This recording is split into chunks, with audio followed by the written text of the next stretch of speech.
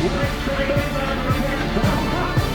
weekend series in the Southeastern Conference here in late April as we storm toward May as the 14th ranked Wildcats of Kentucky host number 15 LSU. Hi everybody, I'm Dave Baker along with everybody's All-American, the great Jenny Dalton-Hill.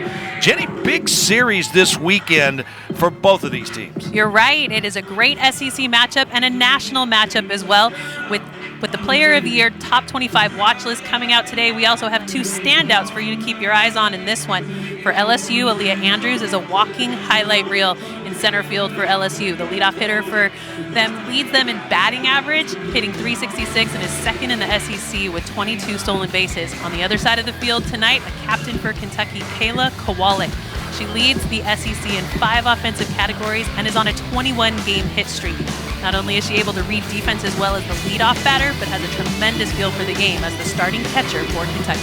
And she will be catching tonight Autumn Humes, who just came off her 15th win of the season, 15-5 as you see, a big victory over Louisville. She is the fastest Kentucky pitcher to ever get to 15 wins, Jenny. And she will throw in the low 60s, a really tough drop ball, and has worked hard developing a more consistent rise and changeup.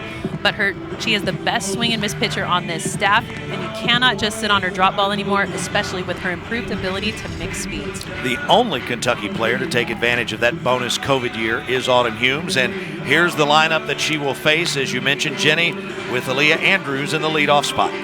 Andrews sets the tone for LSU, 140 career stolen bases, so she will use her speed to get on, and then a single is almost as good as a double when it comes to Andrews at the top of the lineup.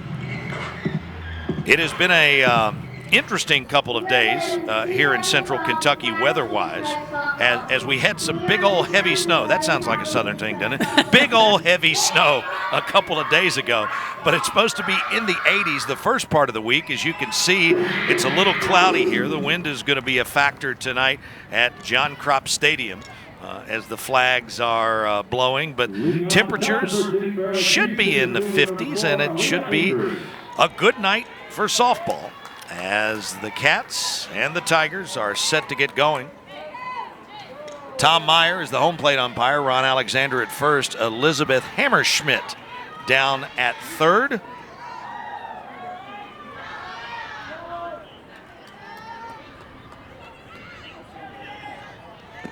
And Humes gets it going as she misses the first pitch outside for ball one. Establishing that zone early on will be so critical for Humes. While Andrews is such a difficult player to get out, the infield will be crowding her, pushing her to get this ball through the infield. You see that communication between Humes and Kowalik trying to discern where the strike zone really is as she heads in against Andrews. That batting average leads the team.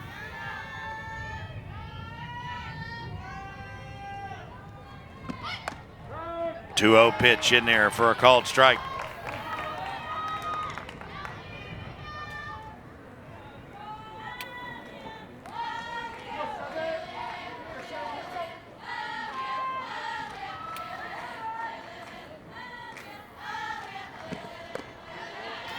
That one stays upstairs.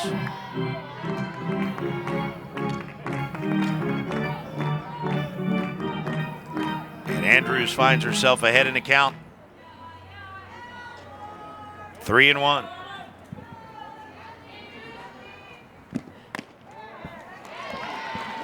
And she leads things off with the Tigers. You know, typically a pitcher will try to establish a pitch by going back to it multiple times to show an umpire that it's not a mistake, that she is really trying to establish that corner.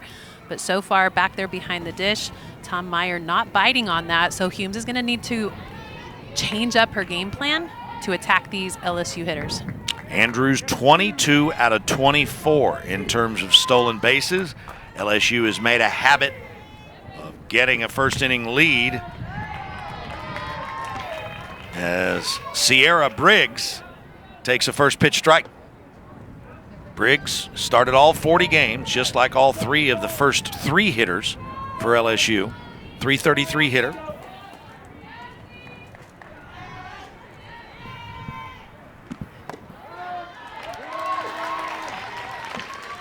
And there's Humes establishing that outside corner to the lefties. We saw her trying to push it, try to get it in the river on the first batter, Andrews, but now just establishing that corner on Briggs. That will be a difference maker for her if she's able to nip that corner and keep LSU's bats on their shoulder.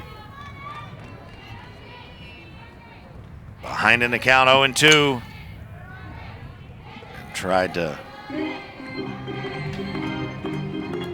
slap it down the left side. And the two fastest players for LSU sit at the top of the lineup. We already mentioned Andrews' 22 stolen bases, but Briggs has 9 of her own. She's perfect on the year at 9 for 9. So there's speed at the top. It changes a defense, and it's tough to get these two out. And Humes misses.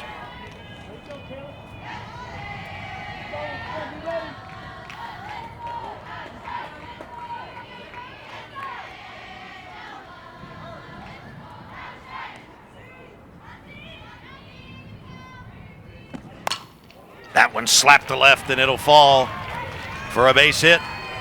So 2 up, 2 on for the Tigers. And that'll bring up the shortstop, Taylor Pleasance.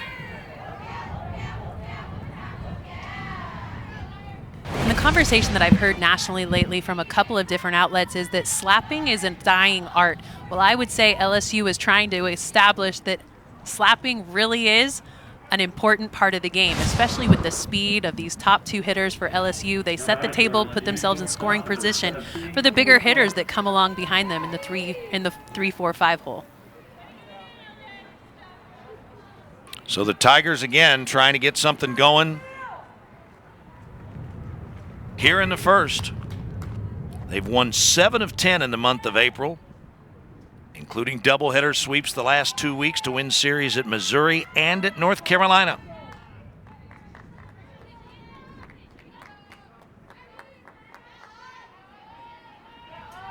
Pleasance, a left-hand hitting shortstop, has also started in all 40 games.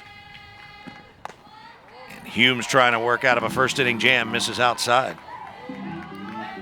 Well, and you saw Pleasance walking through that like a slapper, but don't be fooled. She's got 8 home runs on the year. She has a lot of power sitting in that 3 slot, hitting over 300, and leads the team in RBI with 37. Swings through that one. And Humes ahead in the count. Count even, rather, at 1-1.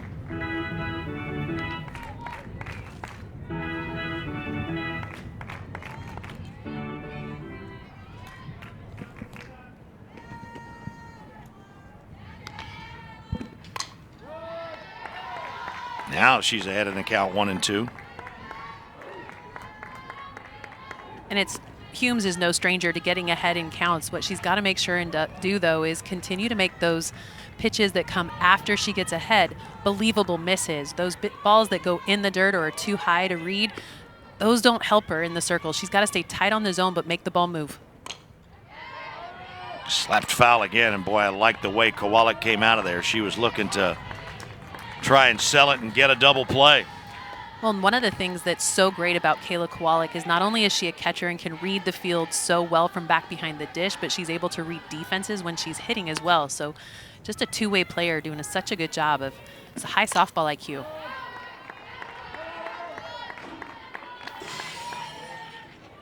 Sun beginning to poke out at John Kropp Stadium.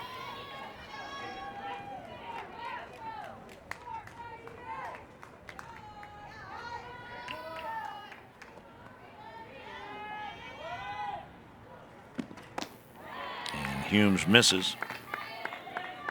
58 degrees officially here in Lexington. That is definitely not the kind of weather that LSU is used to. And so that's one of the things that Tarina actually talked about was coming to Kentucky is always hard. We get a lot of different temperature changes and environment looks. And we've seen some tough decisions and some tough calls made in the last 2 appearances for LSU coming to Kentucky. They were set to play each other last year, but because of COVID, that didn't happen. So the last time these two played was back in 2019. They saw snow here one year. I mean, it's just crazy weather every time LSU gets on campus. And that one fouled off again. With that 58-degree temperature, the wind's blowing from the south-southwest at 10 miles an hour. The other thing that's going to be a factor, if it's not already, is the fact that on that shot right there, you can see that the shadows are almost out to the circle where Autumn Humes is. You see the flags blowing in the wind on this beautiful Friday night.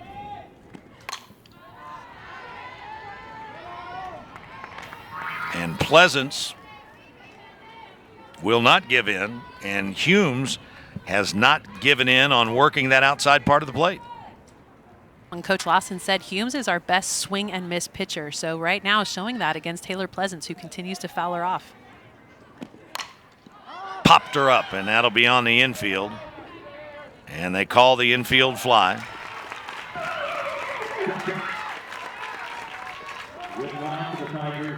And the Wildcats finally register it out as the cleanoff hitter, Georgia Clark, stands in.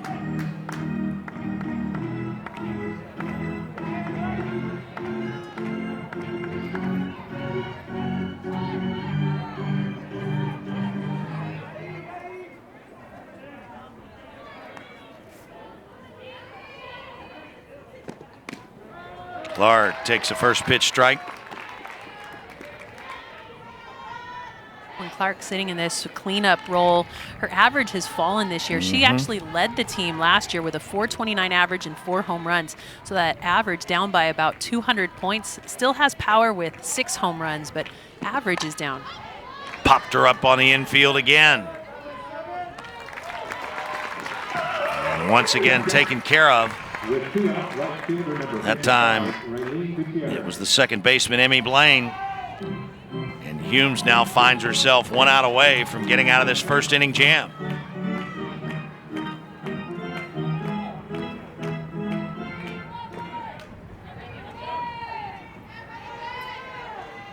And in stands Raylene Gutierrez.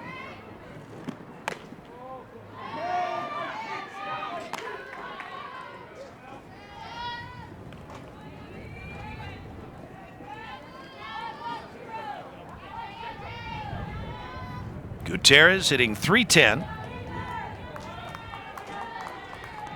Here you see her numbers with those 11 RBIs. And there's what you're talking about, getting her to swing and miss. Well, and it's that changeup, that mix of speed, knowing that Gutierrez has a runner in scoring position. She's going to be trying to put a hurt on this one, get this ball to the outfield, and let the speed of Andrews score from second base.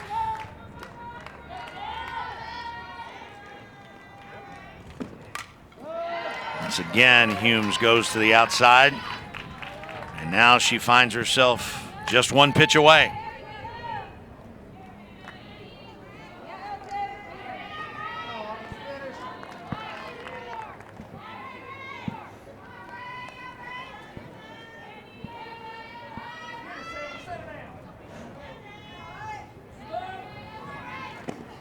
One-two pitch, just missed.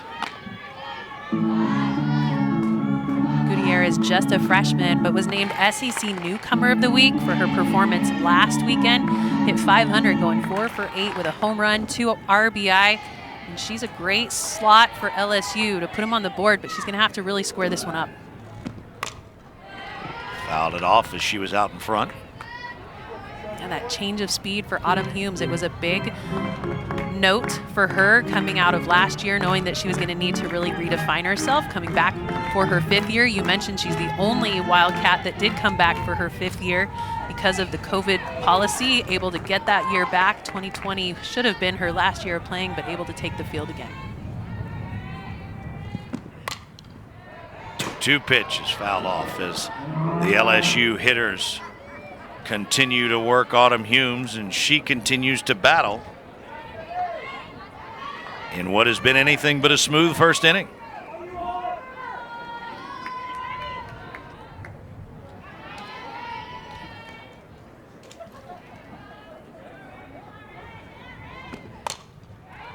And that one chopped foul. So obviously the book, from a Kentucky standpoint on these LSU hitters, is to keep it away from them, at least the top half of the LSU order. Well, and through the first time through the order, right? One of the best qualities a pitcher can have is redefining who she is as the game goes on and the other time she goes through the lineup. Softly tapped back to Humes, and that'll do it. No runs, 1 hit, 2 left on base, nothing going for the Tigers as the Cats come to bat in inning number 1.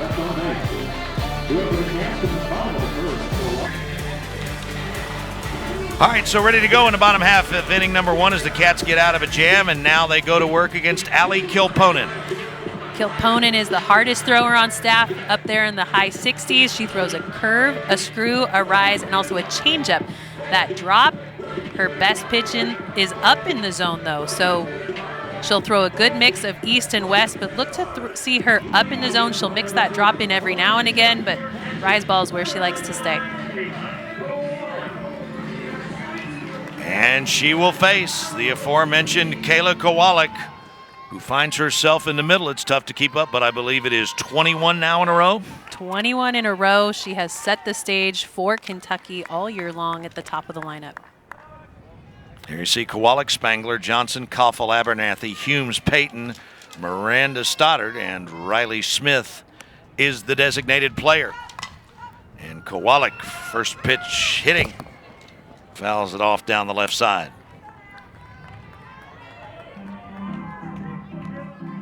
Well, Dave, one of the things that makes Kowalik so dangerous is she not only has speed and can put the ball down on the ground like a slapper, but she's got power as well. 11 home runs sitting at this first slot at the top of the lineup. She's one of the front runners, in my opinion, for SEC Player of the Year.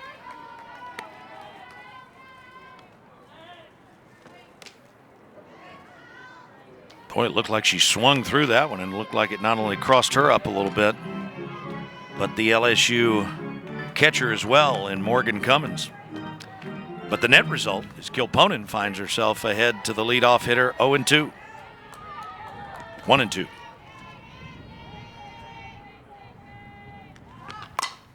Kowalik back up the middle.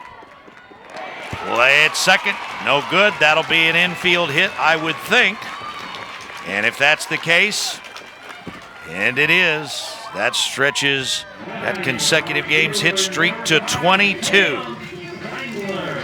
Just so dangerous at the top of the lineup, able to beat out an infield hit. And Dave, she's got speed too. She's got 17 stolen bases of her own on the year. So look to have her in motion. That was a high chopper. I didn't think Tidwell took too much time getting rid of it, but Kowalik was just that fast. You know, and those hitters from the left side, while Kowalik is a slapper, those high hops, the more times you can get it to hit the ground, right, the longer you have to get down the line. So a slapper's job is to try to get the ball to touch the ground twice. She was able to do it there and get herself on.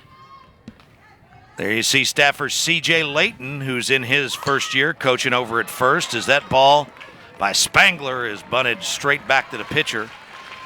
She's out on the sacrifice 1-3 as Kowalik moves down to second. And up steps Lauren Johnson. You know, and Spangler's job is to just get the runner moved over. So that's why she's not busting herself out of the box. That is a true sacrifice bunt, just trying to move Kowalik into scoring position. Lauren Johnson in that third spot. No homers, but 36 knocked in, including the game-winning sacrifice fly on Wednesday night in extra innings, as the Cats knocked off Louisville 6-5 and 9. Well, and that hit was so deep, it had a chance to get out of here. The ball was caught on the warning track. Johnson has a ton of power. That went in for a called strike. Good crowd here tonight. You still got limitations and everything, I think, are in place, but usually holds about 1,600 here at the Crop. And you see the stands, but hopefully we'll get a look out there at the berm as well. There's some kind of party going on out there in the center field and right field area. Look like at least a couple of groups that are out there watching. Well, you can expect to see more fans as the weekend rolls on. We are expected to get some rain on Saturday, but that berm has been a highlight of a lot of people's springs, being able to come out, enjoy some softball. Little pitch out, and they throw back to second. Boy, and Cummins has been pretty active, Jenny, the last 2-3 pitches, whipping the ball around, and I think they were trying to catch Kowalik with a little too big of a lead. Well, and Kowalik is a very aggressive base runner. That's what makes her so good, but able to get a really good hop, very athletic, reads what Cummins is doing, and able to get back.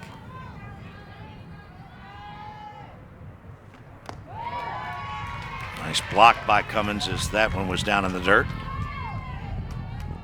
Well, let's look at what Cummins has been doing to make sure and keep Kowalik honest. Kowalik with a really big lead, the pitch out, the throw down to second base. Tidwell got it. Kowalik a little more close to the bag now. All toward the hole in second. That time Tidwell gets the out. Kowalik moves on to third, where she stands with 2 outs. And in stands the outstanding freshman, Aaron Koffel.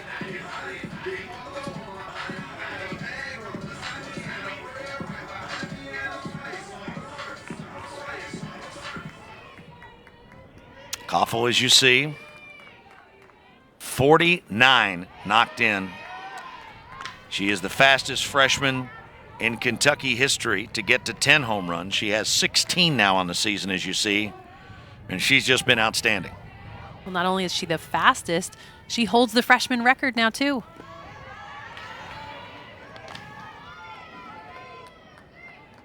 One of the things that Coach Lawson says about Koffel is she's so good, but she's still learning and quickly figuring out what her offensive approach needs to be. She can't just hack up in the box. Boy, and she got a bunch of that pitch and just pulled it foul. She was sitting on that ball, and Kilponen is breathing the proverbial sigh of relief right now. Right, telling herself that's just a strike, that's just a strike, but that one was absolutely squared up. She's learned where her strike zone is. She's learned what pitches she can attack. That was a one up at the belt, perfectly placed, but just foul, got ahead of it just a little bit. And Kilponen stays away from her this time and misses low, 2-2. Just got out in front of that ball just a little bit. And that ball was smoked. But as you said, nothing but a long foul. And now Kilponen with first base open and Kowalik at third finds herself delivering a full count pitch to Koffel.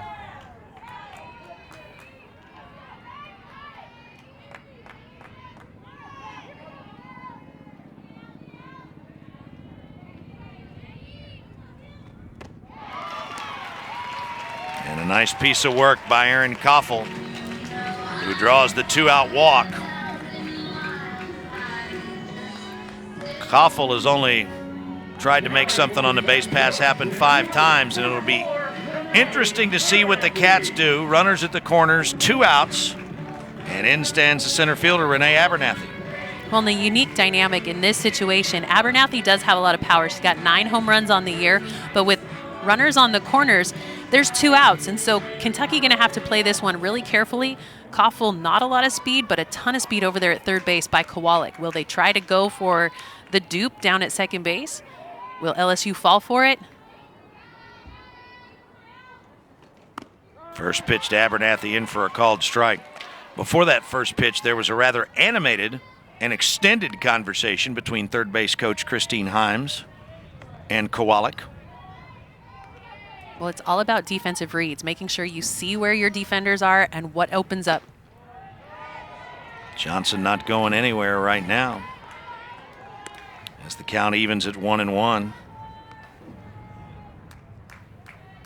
And the pitcher, Autumn Humes, waits on deck. That ball driven deep to left, but there is room, and it is hauled in by Andrews. And for the Wildcats, no runs, 1 hit, no errors, 2 left on. We're all even after 1. So both pitchers challenged in inning number 1, but we are scoreless. Dave Baker, Jenny Dalton Hill here at John Kropp Stadium as the Tigers of LSU go to work against Autumn Humes here in the second. Humes found herself in a little bit of trouble in the first inning, putting on Aaliyah Andrews, allowing a hit to Sierra Briggs. but then did a really good job of getting herself out of the inning. 2 pop-ups and a ground ball right back to her. This bottom of the lineup for LSU, not really known for a ton of production. Want to turn that one around as we head into the last 3 weekends of SEC play. So the Tigers start things off with Shelby Sunseri, the DH.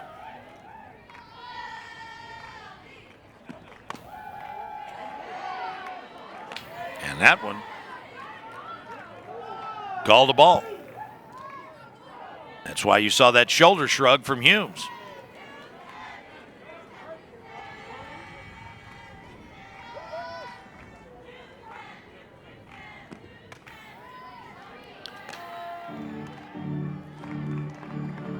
And now Humes. That would be what we call a hair clip adjustment. Am I good there, Jenny? Yeah, you can call it whatever you want. But these pitchers, they wear the face mask to protect them. That's right. Sure. They are only 43 feet away. After they take that stride step, the front of the circle is 8 feet away. And I would not know that without having 3 daughters myself. But aren't there, Jenny, now more and more third basemen that are wearing those? And they're required in high school, right? It depends on the state you play Gotcha. in. But what happens is a lot of these infielders do get used to them in high school ball, and some wear them in travel ball as well. And so they leave them on as they come into the college ranks. It's just what they're comfortable with. It doesn't affect their play. It actually makes them more aggressive, knowing they can nose up a ball, keep their head in it. But yeah, those corners, they creep in tight. And when Autumn Humes strides forward, she's 8 feet closer. So if you do the math, she starts at 43 on the rubber. She's pretty close to that batter when she lets go of the ball. That ball's fouled off on the right side. And as you mentioned, especially on the corners. I mean, I'm sure there have been studies that have been done to see exactly how fast they're traveling. But, I mean, they are moving. Especially with the technology of the bats today, how hard the pitchers are throwing. I mean, the exit velocities are ridiculous, and especially at the corners, you are so tight. So Sunseri looked like she was ready to swing away with that split grip. And she works Humes for a walk, and so for the second inning, LSU has gotten the leadoff hitter aboard. That is definitely not the game plan for Rachel Lawson in the dugout, who calls the pitches for Kentucky. You want to get ahead of batters early on in this game, but right now, Humes just not establishing the corners with the home plate umpire. And so because of that, she's fallen behind in some batters and actually put the first 2 batters on in both the first and second inning.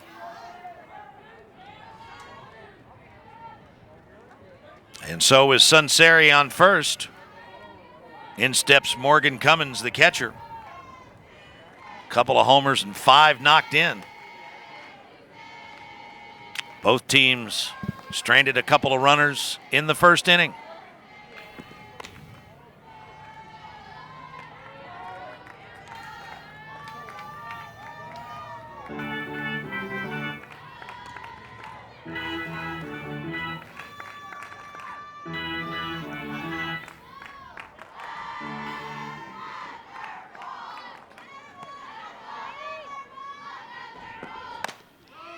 That one caught the outside corner, even to count at 1-1.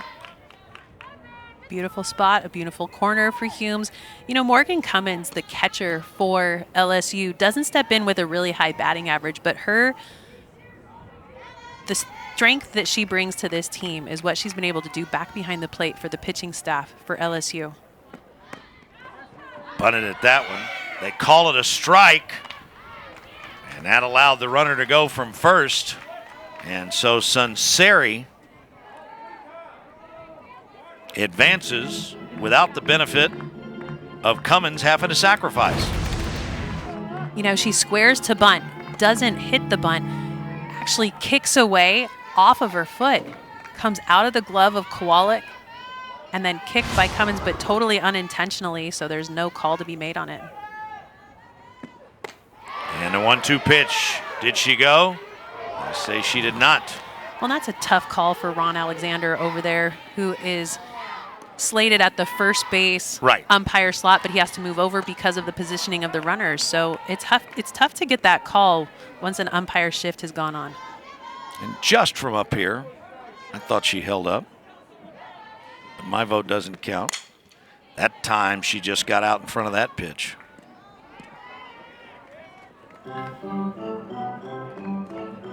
And this LSU offense just has not been able to find its rhythm this year. Last year they hit 344 as a team.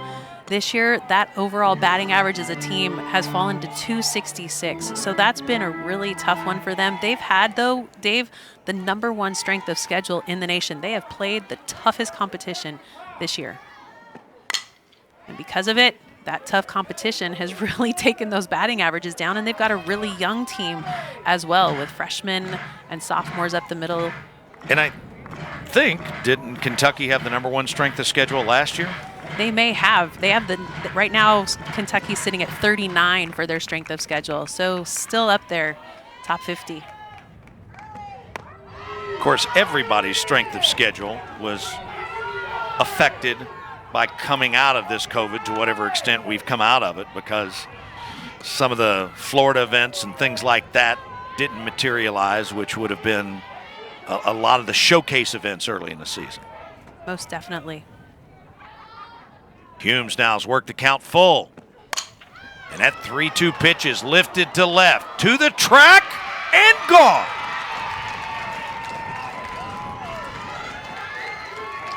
Morgan Cummins with just her 3rd home run of the year.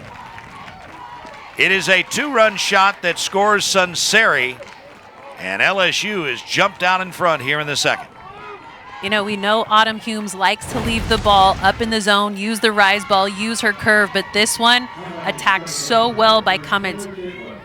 The way that LSU offense talks about hitting, they say trust, turn, and trot. Well, there's the trot, and they're now 2 on the board. You know, that ball was lifted way up in the air. I didn't think it was hit nearly as hard as the ball by Koffel, but as you look at the flags in center field, that's exactly where the wind's blowing, and she hit it plenty good enough. And when it got up in that wind, it just carried, and it was easily out. You're right. And one of the things that LSU has talked about this season, they've got great athletes on their squad, but one of the things that I love that Howard Dobson and Lindsay Leftwich, the assistant coaches for LSU, say when they talk about offense is just because you can hit it doesn't mean that you should hit it. Well, that's a pitch that Cummins knew she could hit and should. Tidwell on the ground to short. And that's the first out of the inning. Well, and Dave, it goes back to why do you not want to walk the leadoff batter? It's because you put yourself in a position where instead of a solo shot, you've now got 2 runs to try to gain back. So Humes really needing to settle in and start these innings a little bit better to keep herself on top.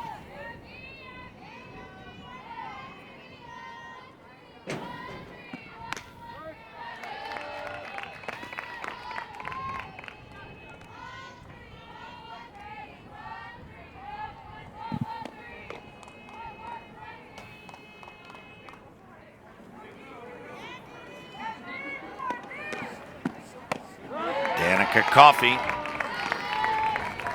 takes the 0-1 pitch for a called strike.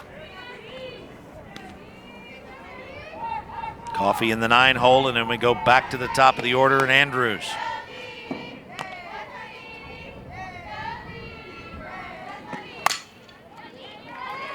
And once again across the diamond, and Koffel takes care of it for the inning's 2nd out.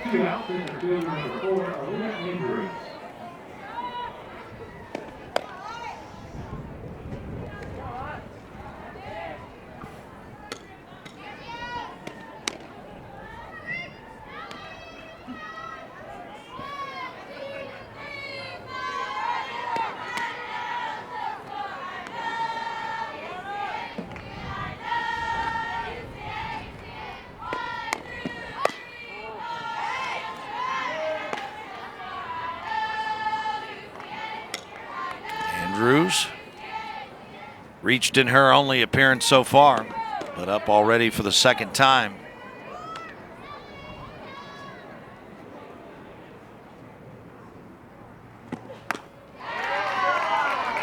Here in the top of the 2nd.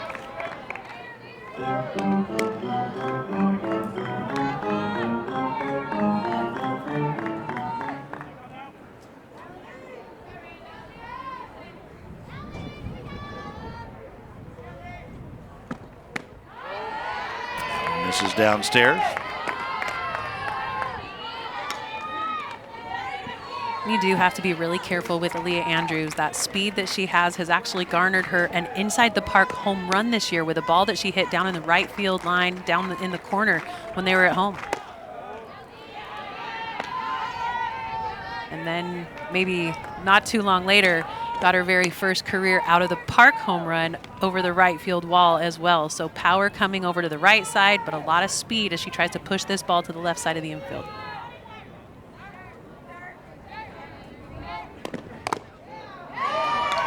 Humes missed with that 3-1 pitch.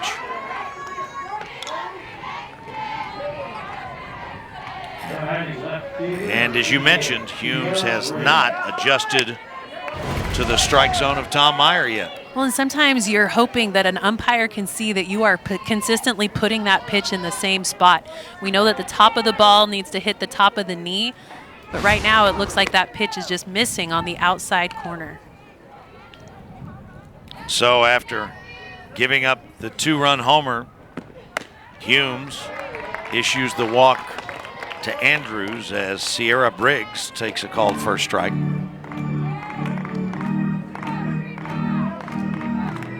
After that Andrews walk in the first, Briggs singled.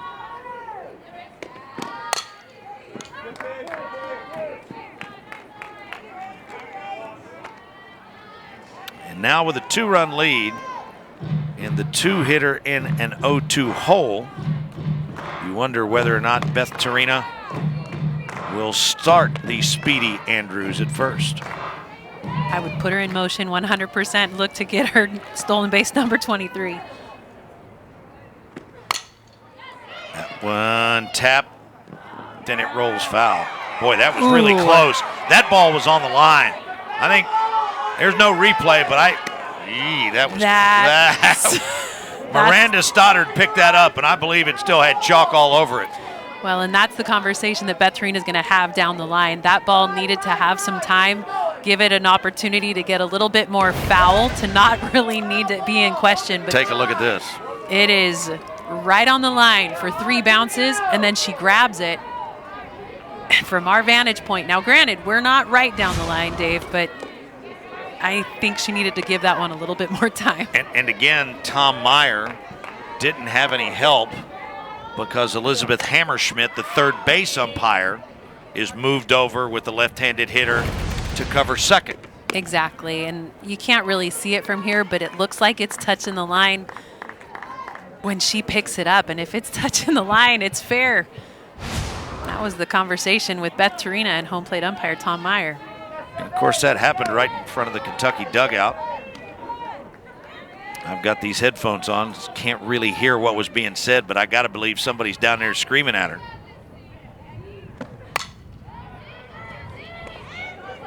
And this is a repeat of Briggs' first at bat, where Humes kept pounding the outside to the left-handed hitter, and Briggs just kept fouling him off.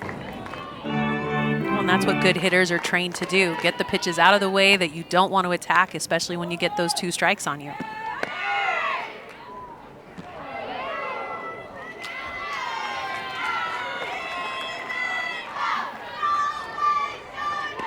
And there you see stolen base number 23 for Aaliyah Andrews. Puts herself in scoring position for Sierra Briggs.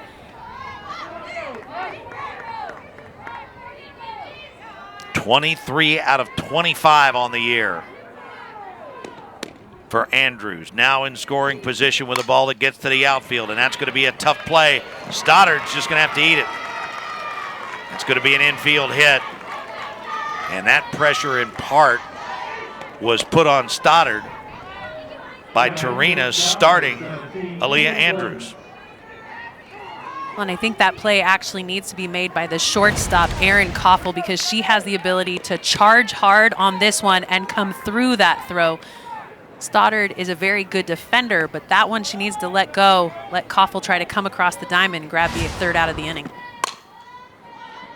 That's going to be a tough play right there. Quickly over to first.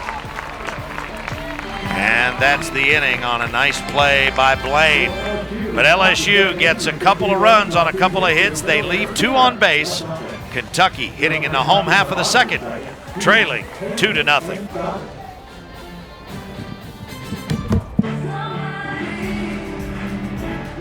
And there you see Beth Torina. Does such an outstanding job with this LSU program, Jenny. Well, Beth Torina's in her 10th year, and just an exciting ride for her, able to come in. They ended their 2019 season at the Minnesota Supers.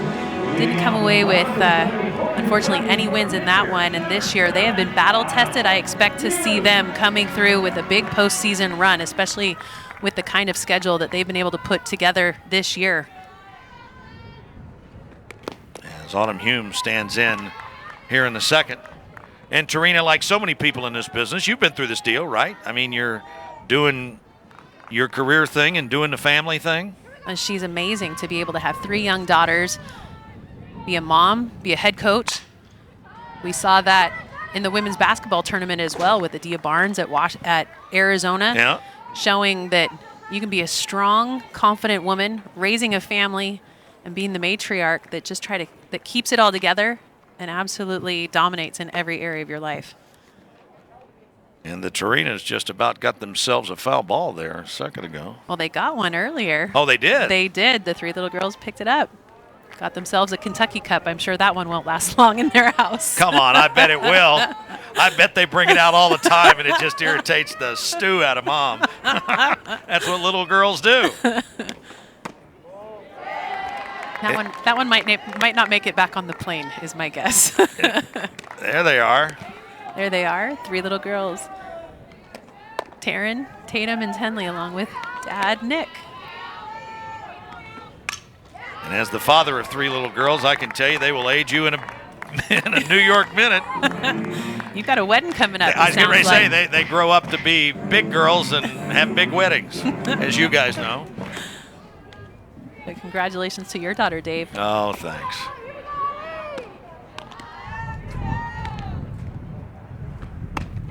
That's in for a called strike, and I believe that's the first strikeout of the game as Humes is caught looking on the nice pitch on the outside corner by Kilponen. Well, and you wonder if in this moment she's like, he's not calling it for me. He's not going to call it for her, but that one's left over the heart of the plate. She might have thought it was a little bit too low, but as she ducks down into it, that's a nice strike to get her out.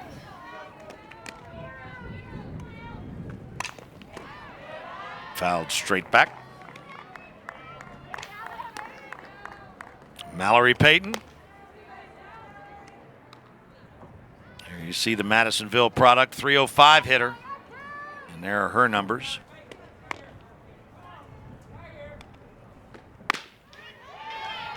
Boy, and again, no gun, but I think Kilponen reached back to get a little extra, as we say in the South, on that one. Well, she throws in the almost 70 miles an hour, and so she has a lot of zip on that ball right now, just trying to get her to move the ball through the zone. Once again, fouled back.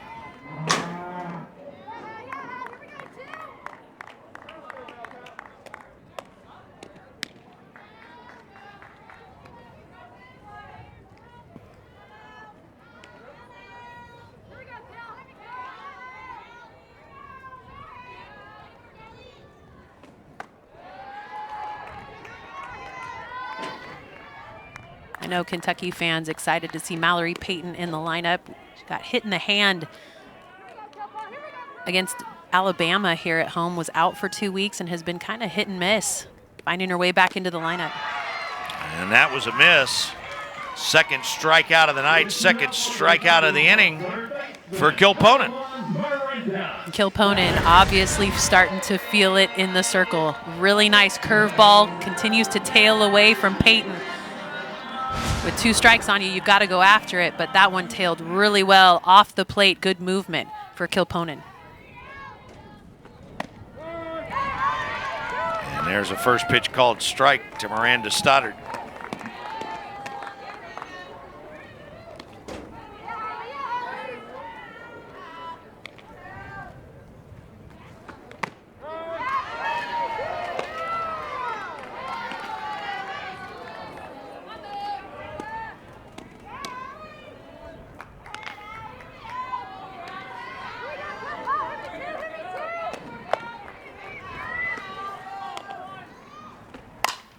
That 0-2 pitch popped up to center. Andrews has it. Nothing going for the Cats in the second.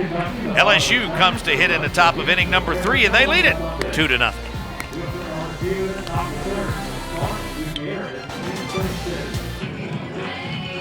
So on we go to the top of inning number 3. And LSU leads Kentucky by a count of 2-0. Baker, Jenny Dalton Hill, and as you will find in a game, you always find changes in a game, but when you find a game where you have Rachel Lawson going against Beth Torina, you will have even more changes, right? Yeah, you better do this game with a pencil. If you're trying to do it with a pen, you got a lot of scribble marks coming up. For those of you scoring at home, don't. Yeah, just take a nice little listen, grab some lemonade, kick your feet up, and enjoy this matchup because we've already got some changes, but they're coming defensively at you for LSU. We'll keep you up to date with where they are in the next half inning.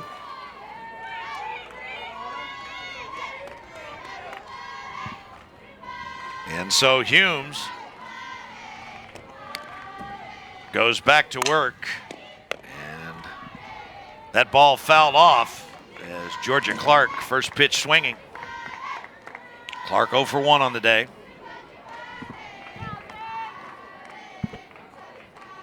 LSU cleanup hitter.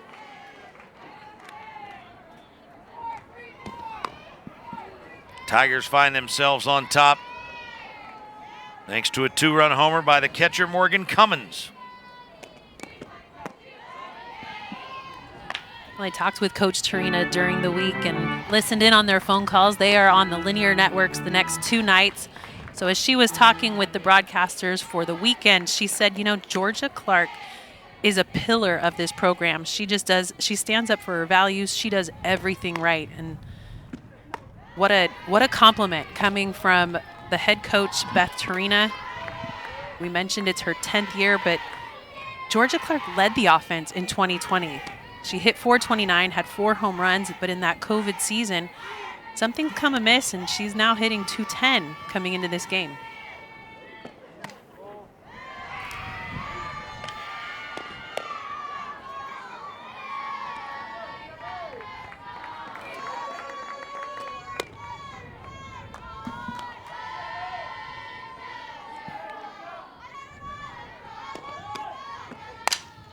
That ball is popped up back into shallow right center and taken in there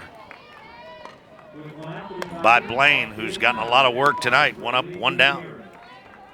Well, and some frustration for Clark, her second time popping up to Blaine at second base. That pitch on the outside corner, just out ahead of it, a little bit under it.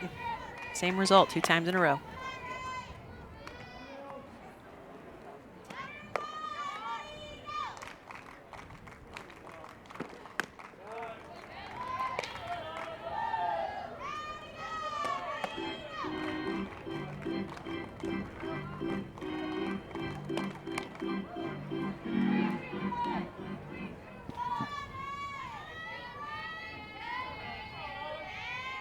Raylene Gutierrez ahead in the count, 1-0.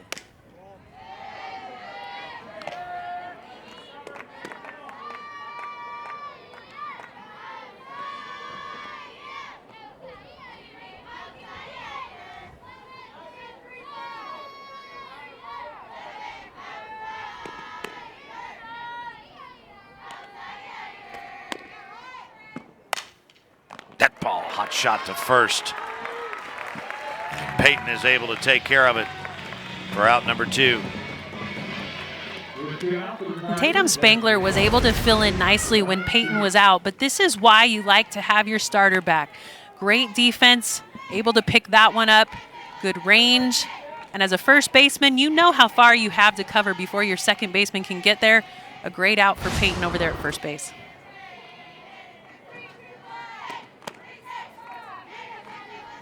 So with 2 down,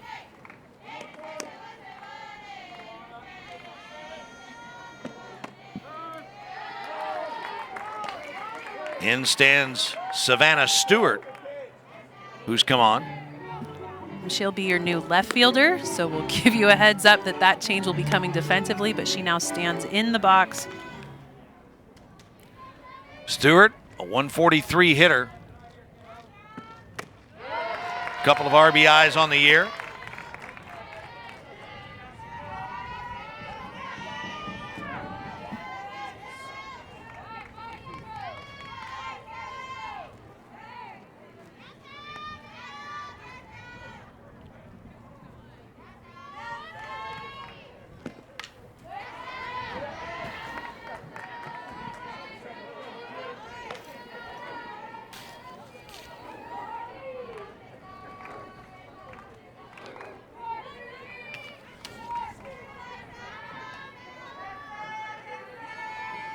And Humes set with the 0-2 pitch. And that's her first strikeout. So after a lot of action in the first 2 innings, both sides go in order in the third. And LSU leads it in Lexington, 2-0.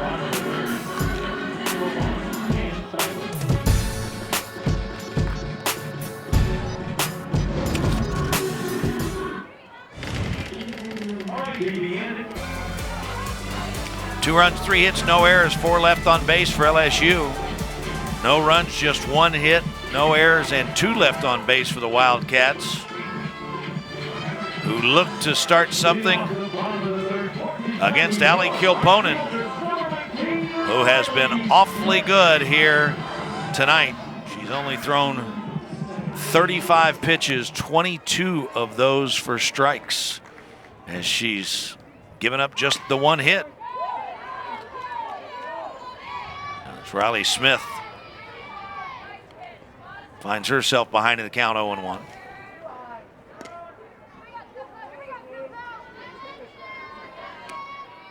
So Kilponen has thrown 35 pitches. Humes has thrown 74. And Smith deep to the hole and short. There will be no play for Pleasance. And that infield hit is Kentucky's second of the game. You know, Riley Smith really made a name for herself in the Alabama series, had the huge home run to tie things up, and then the walk-off hit to get them the win. So when it comes to Smith, she gets that in the 5-6 hole, makes it look like that's exactly what she was trying to do, but now speed on the bases for Kentucky. So Riley Smith at first, and Kowalik, who extended her hitting streak to 22 games to lead things off for the Wildcats with an infield hit. Tries to slap that one and swings through it, 0-1.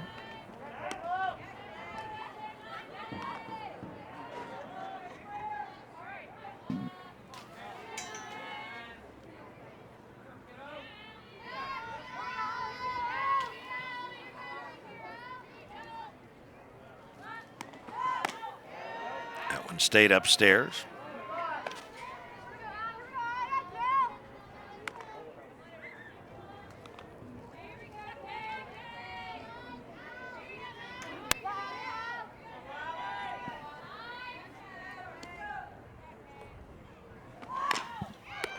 Big chopper, and that one is off the foot of Kowalik, and she will take a second to walk that one off.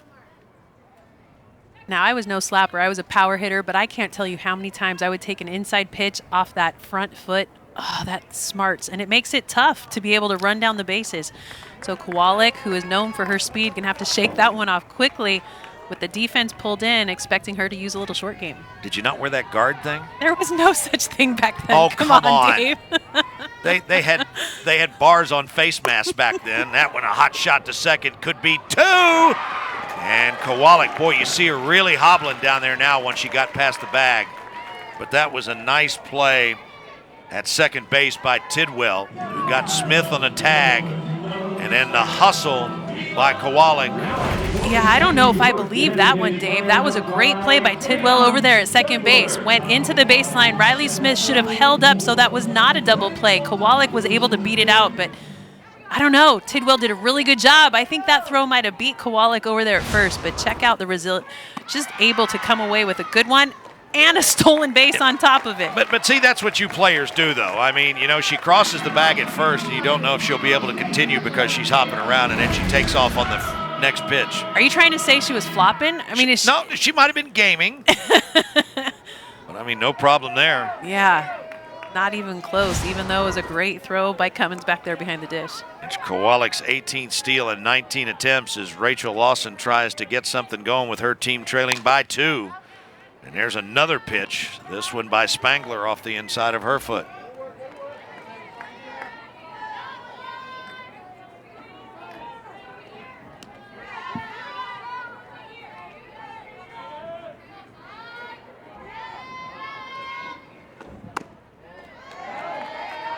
Boy, and that ball, and I will say this, Tom Meyer has been incredibly consistent with that strike zone. He definitely has, and that's assuring because we have not seen consistent strike zones across the nation this year. We actually talked about that on the 7 Innings podcast this week, had the head of umpires for quite a few conferences on. Boy, how about that off-speed pitch? And it got Spangler. And the issue is Kilponen was celebrating the strikeout, forgetting that she had Kowalik over there on second base with a really big lead. So that smile comes knowing that Cummins almost put that one through her forehead. Right. But a big swing and miss, a change of speed, way out in front, so hard to hold up when the eye gets fooled from that nasty change from Kilponen. And with 2 outs, here's Lauren Johnson.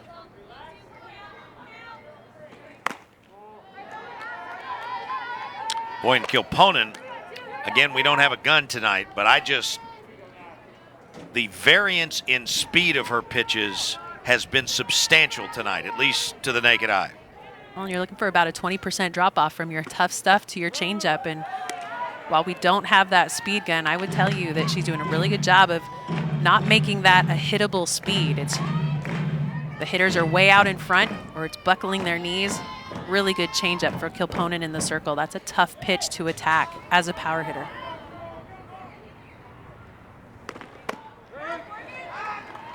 And they try to throw back. And Cummins hit Kowalik. Yeah, she got lucky, able to come away with this one not getting into the grass because it hit Kowalik. Getting a really aggressive lead. The problem is I think Cummins thought the shortstop was going to cover on that one and cut back behind, but the second baseman was actually the cover on that sneak throw to second base. Johnson to third. That's a hot shot that can't be handled. Kowalik's going to come around and score. And that was a really hard hit ball. It was a ball that Danica Coffey didn't get over in front of.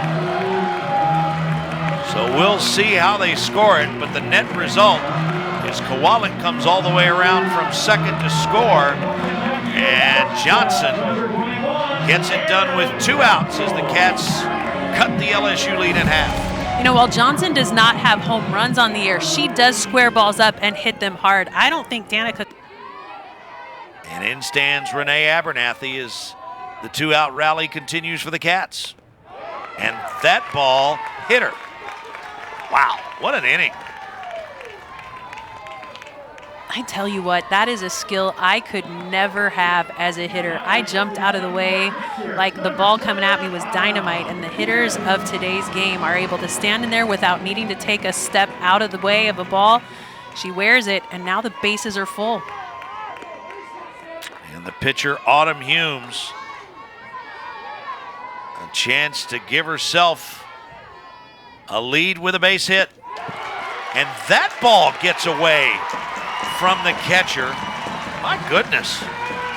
That didn't look like a difficult ball for Cummins to handle. The sun is now completely out of the way between pitcher and batter. Well, and the issue may be pitch call. Well, where is that pitch supposed to be? So recognize they'll get the call from the dugout. They'll read on their armband what the pitch should be. Maybe just a little bit of a mix-up between reading the armband and what pitch was thrown. And Humes bloops it down the right field line, foul. So Kentucky has scored 1 run this inning as a result of an error. Another run as a result. I don't see the official scoring, but I got to believe it's pass ball, right? Tough to say. I'm no SID doing the book. I know that. Well, remember, it's Evan Crane tonight and not Chris Scholes. Right, Chris with the volleyball team who was able to come away with a big win in the Final Four for volleyball.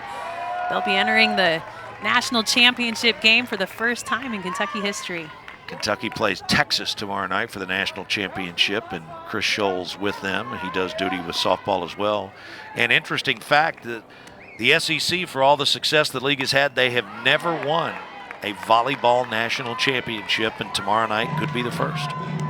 Well, and so fun to see National Player of the Year Madison Lilly being named, and also head coach Craig Skinner being named National Coach of the Year. So 2 big accolades for a team just absolutely playing at their best when it really matters most. So that one misses outside. And all of this happened with 2 outs. So you've got Johnson at third, Abernathy at second. First base is open. And Mallory Payton waits on deck. And that's going to be a tough play. This time Pleasance makes it, but the Wildcats manufacture 2 in the home half of the third. And once again, we're all even in Lexington. Kentucky able to put 2 up on the board, even it up. And we're all even here in Lexington. Dave Baker, Jenny Dalton Hill back in Lexington, where it's a brand new game, as Kentucky manufactured a couple, and the Wildcats have evened things up with LSU at 2-2. But Hume's going to need to really start aggressively on the first batter of this inning. We've seen her walk the leadoff batter in innings 1 and 2, came away with a pop-up to lead things off in the third inning, and they were able to come away with a 1-2-3 inning. So Hume's settling down in, but she's going to have to be really sharp against this hitter. It's Cummins who is responsible for the 2 LSU runs with that 2-run homer. And she goes looking for the first pitch and fouls it off.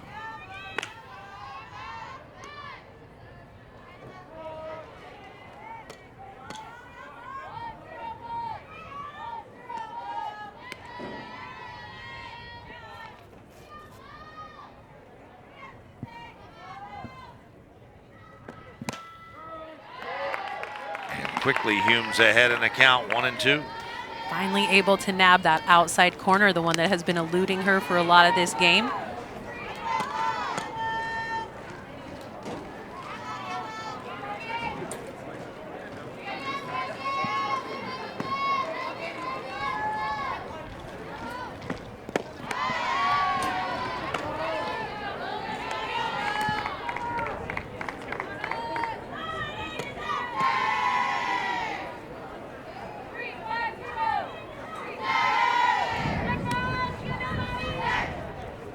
Humes set with the 1-2.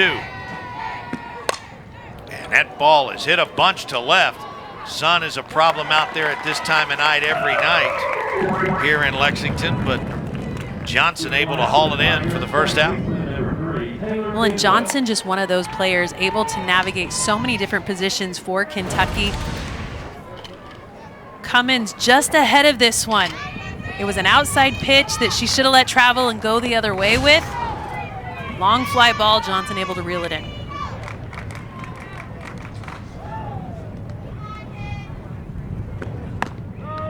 Second baseman Taylor Tidwell stands in. And Jenny, one thing opponents have to get used to here in Lexington, whenever you have a game at this time of year, at this time of night, the sun always sets behind the first base dugout, making anything to left field an absolute adventure.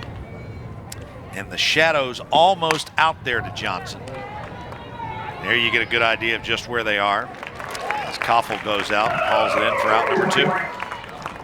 Well, that's you would like to call it home field advantage, but I don't know if it's an advantage knowing exactly where that sun is, but it is right in the eyes of Lauren Johnson out there in left field.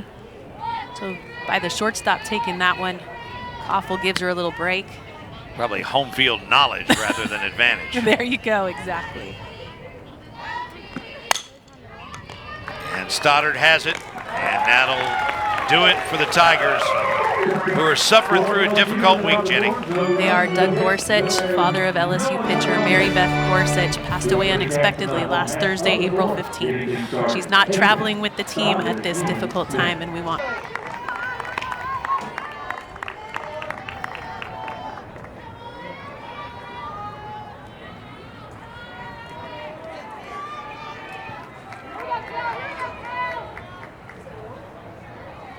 Stoddard takes that 2-0 pitch on the outside corner.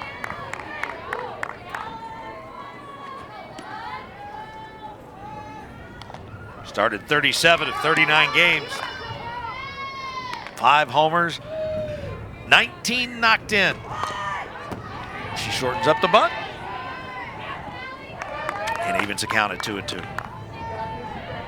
Well, that's just a strategic square, recognizing that the first baseman, Raylene Gutierrez, was back on her heels over there at first base. So a little drag bunt was going to give her a chance. But now as the count's evened up, look for her to be swinging away. And Kilponen comes back and gets her.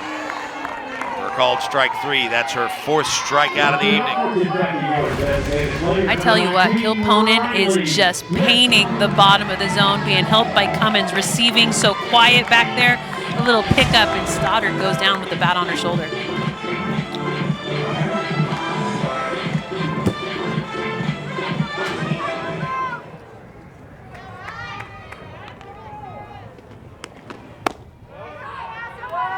And that ball down in the zone as Riley Smith takes it for ball 1.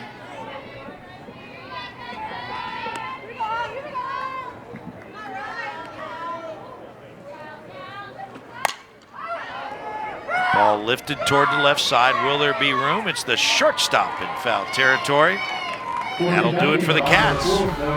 We head to the top of inning number 5. Still 2-2.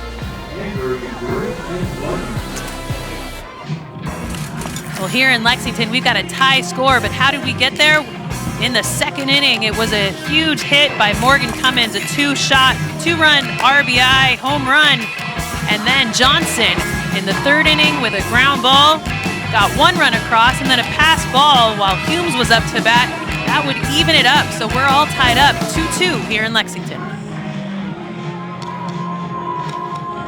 Been a good one, and we thought it would be this kind of series.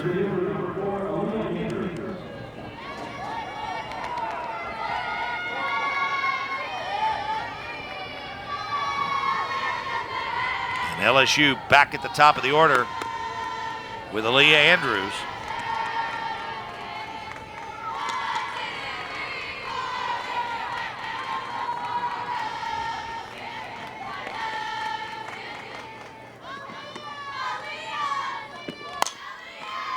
Boy, that's a nice play by Stoddard. And that's what we're talking about, the way that ball can be hit. And if you're going to play on the corners in the SEC, that's the way you got to play it. Well, and Andrews knows that Stoddard's going to be all up in her grill down the line, and so as a slapper, you're trying to hit that 5-6 hole. But the barrel just sits back a little too far, takes that one down the line, right at Stoddard, steady-handed, gets the out.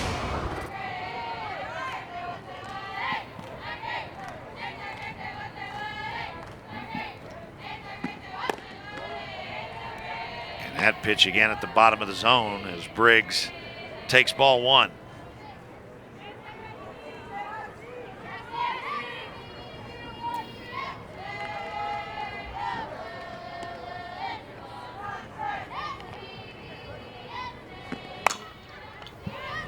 Couple of hops to short, tough play for Koppel. That right leg kind of slid out from underneath her, and once that happened, she had no shot. As Briggs beats that out for an infield hit.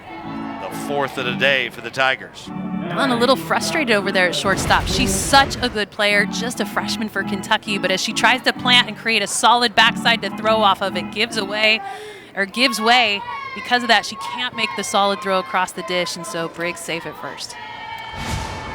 So with 1 out, and LSU a runner aboard, Briggs a perfect 9 for 9 in terms of stolen bases. As Taylor Pleasance takes a called first strike.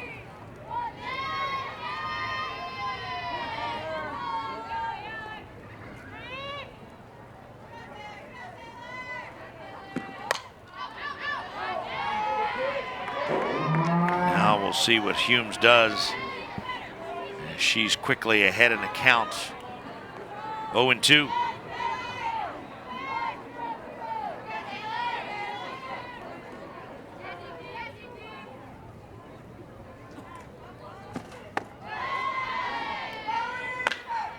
Well, and talking with Howard Dobson and Lindsay Leftwich, the assistant coaches at LSU, they have been really working on the quality of the swings that LSU puts on the ball. They've been working on plane efficiency, also working on connection between their body and their bat angle. They want that degree about 90 degrees. They're trying to create rotational acceleration for higher exit velocity, and right now just unable to be as consistent as they're wanting, sitting at that 266 batting average as a team. Humes not happy with that call. As the count runs full, 3-2.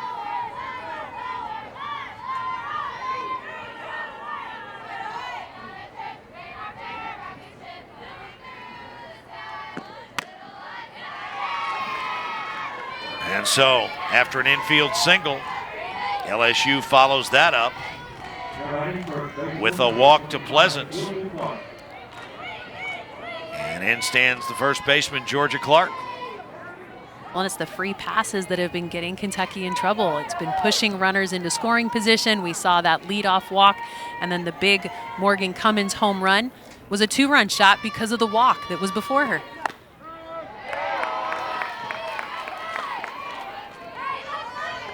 So Clark 0 for 2 on the day. And here we are in the top half of inning number 5, and Humes' pitch count up to 91. And the reason that pitch count is up so high is not because she's not finding the zone, it's because the LSU hitters have been doing a good job of just that. Right, fouling off pitches, doing a really good job of creating quality at bats while they are in there, fouling off the ones close to the zone, and then trying to square the ones up that are misses out of Humes' hand.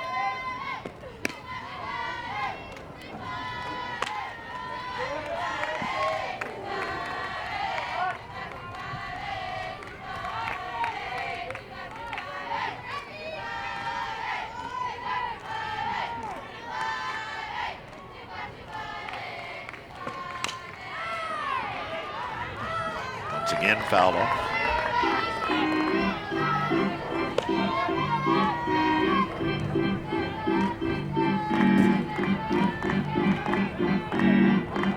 Clark with 18 knocked in, 6 homers on the year.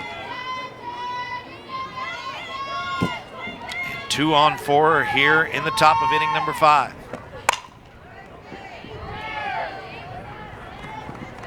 Well, and Dave, it would be a fun night to be here on campus. Not only do you have a softball game to take in, a big SEC matchup, but just down the driveway, you've got baseball going on, taking on Alabama tonight too. So a fun night here on campus.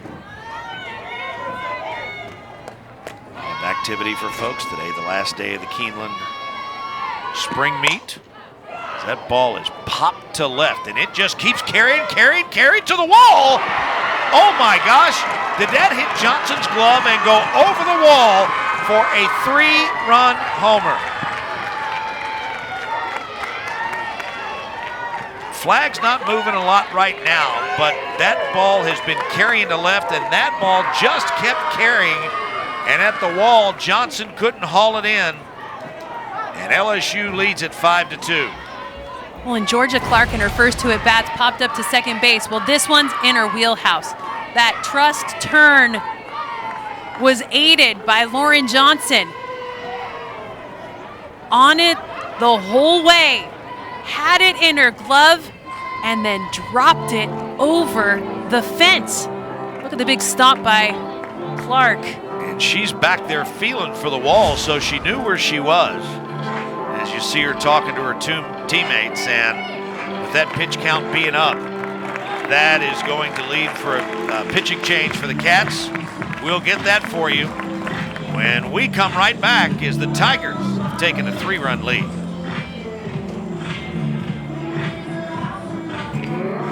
So LSU has got 5 hits in the game, 2 of them homers. The first one by Morgan Cummins, and then this most unconventional homer by Georgia Clark. It was all the way back to the wall. The outfielder, Lauren Johnson, caught that one in fair territory and then dropped it over the wall. So she had it in her glove, and it looks like when she went back, her wrist made contact with the top of the wall, and that caused the ball to pop out, and the net result is a 3-run homer. Autumn Hume's night is done, and Grace Ballman with the first pitch to Gutierrez. Ballman steps in. She throws in the mid-60s, uses a whole arsenal of pitches, a rise, a curve, a drop, and a changeup. When she's throwing well, her changeup and her drop ball come out of the same tunnel, so expect to see her a little bit more down in the zone. And as I say that, she goes up with the rise. That happens, right? Always.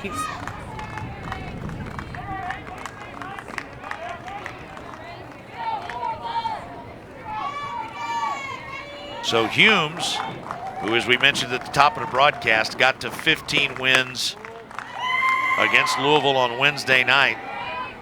Her night is done as she gives up 5 runs on 5 hits and 1 error. Well, and while we think she may be done, she can re-enter. Well, she can. You're right. So You're right. in softball, you do have that re-entry rule on your starters, so there is the potential of seeing her again, but I would not plan on seeing her again tonight. And that error, in fact, against LSU. So 5 runs, 5 hits that Humes has given up. That ball is rifled for a base hit by Gutierrez. Well, and the difference between Ballman and Humes, Ballman, more of a contact pitcher. You'll see her squared up a little bit more. Humes known as the swing and miss pitcher, or the one that's able to move the ball through the zone a little bit better. But this one squared up in the zone, has a bead right on it, drives it right back up the middle. That's a great hit.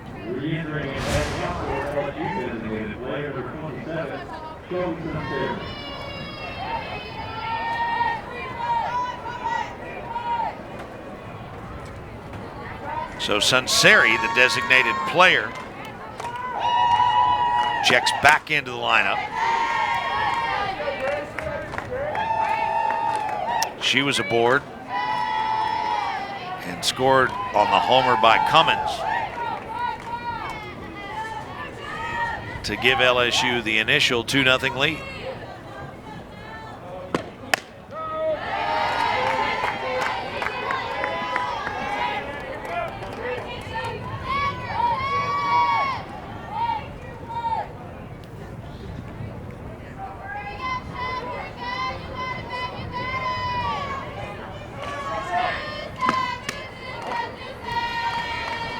Wallach had trouble hauling that one in upstairs.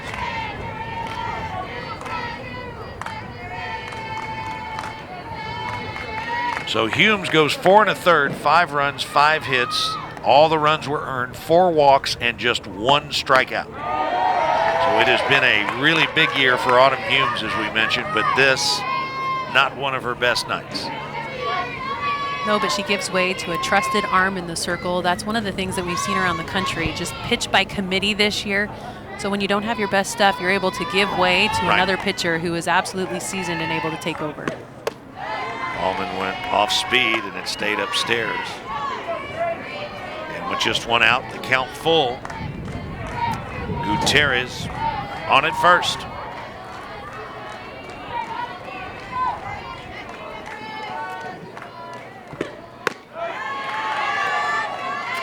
And so after already having surrendered 3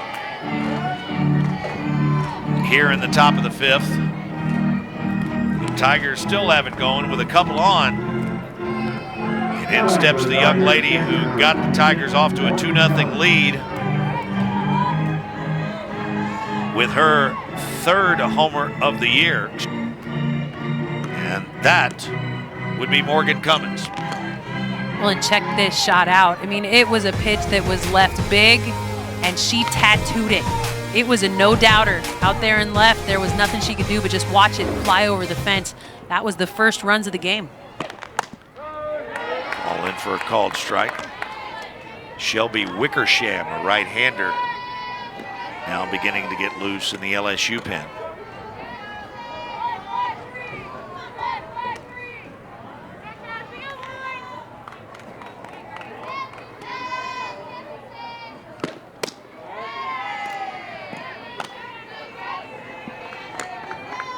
Wallach just so agile and athletic back there behind the dish.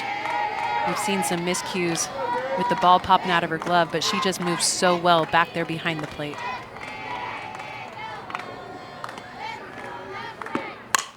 That ball's rifled to short. Nicely done by Koffel, who alertly gets the lead runner, and then the Cats throw it around the infield.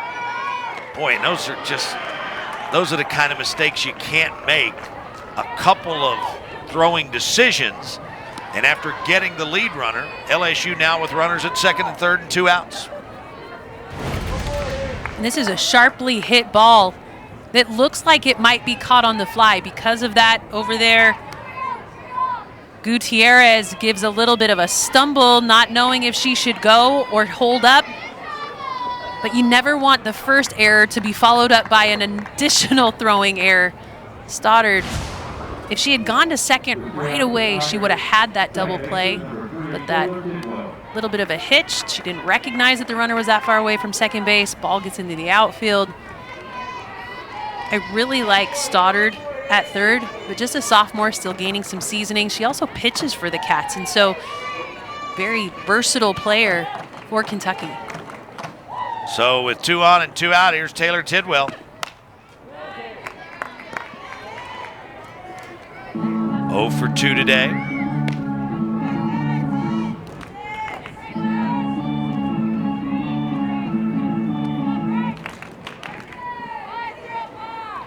Tidwell with just 9 RBIs on the season. With those 9 RBIs come 4 homers. Now Ballman trying to get out of this big 5th inning for LSU. It's ahead in the count 0-2.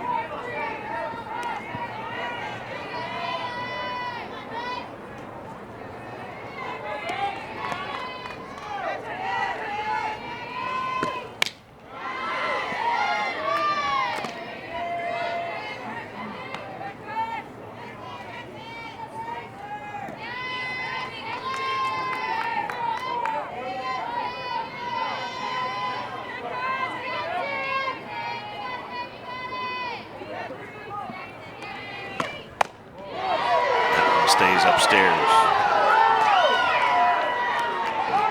The Kentucky crowd trying to sell that strike to the umpire, but he's not going to be fooled.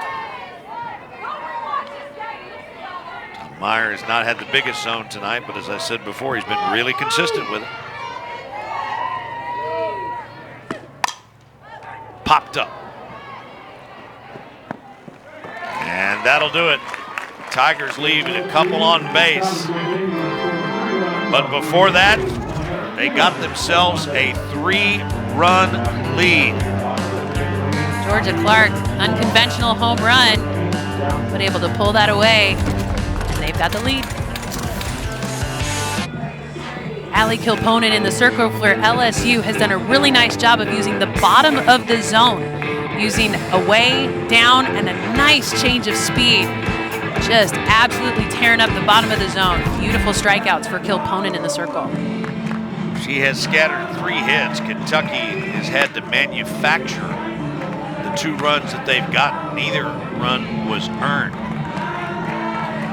And 4 strikeouts for Kilponen. The Tigers have left 6 on base. Wildcats have stranded 4. And Kilponen incredibly efficient tonight. She has thrown just 68 pitches.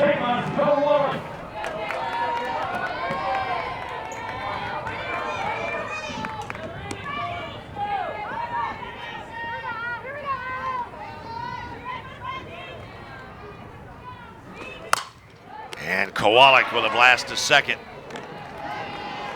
Handled nicely down there by Tidwell for out number 1. With a defensive change out in right field, you now have Taryn Antoine out there in right.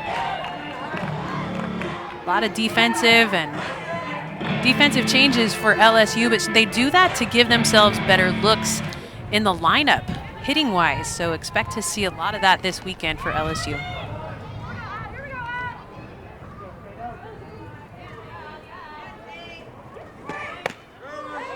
Tatum Spangler takes a first pitch strike. Spangler officially 0 for 1.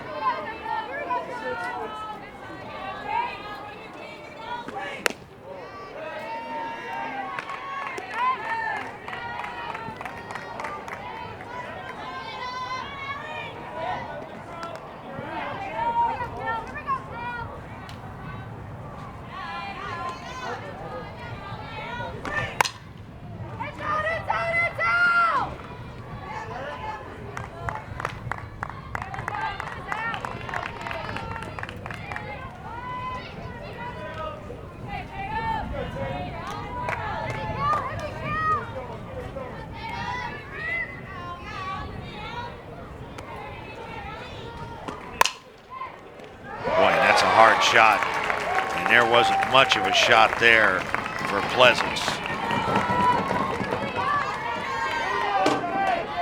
Well, what you're seeing a lot of at the shortstop position for Taylor Pleasance is her just trying to backhand and move through balls, but that's a hit that I think she had an opportunity to get herself squared up in front of it. It was not far away from her. I'd love to be able to see her get that one between her legs rather than trying to backhand it, but I know she's got great hands out there at short.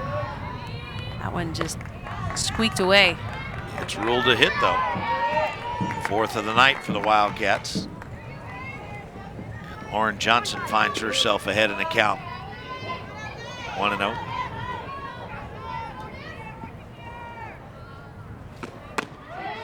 Johnson again with the 9th inning sacrifice fly on Wednesday night to give the Cats a win over Louisville.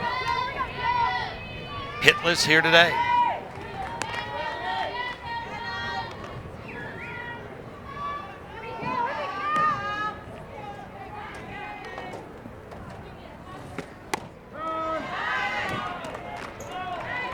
Snap throw back down to first. Well, over there at first, Spangler has been really aggressive on her leads. Almost daring Cummins to throw down on her, and she did there.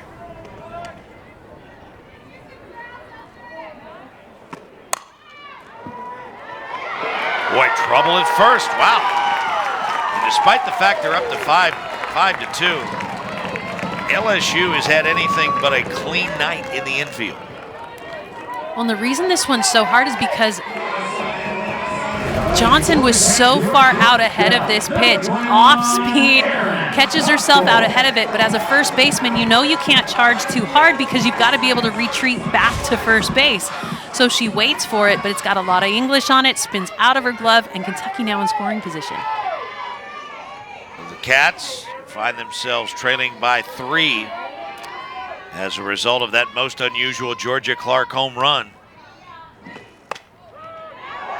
Trying to get a one-out rally going as Koffel takes it upstairs, ball 1.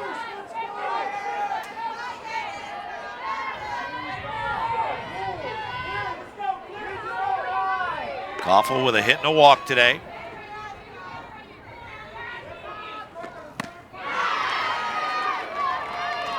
Kilponen took something off that one. She's just had really good movement with that curve ball away from these right-handed hitters. It continues to just break away. They can't catch up off the plate. Good pitch for Kilponen. That one shot just foul. Shelby Wickersham joined now in the LSU bullpen by Taylor Edwards. There's the Tigers with a precarious hold on a 3-run lead.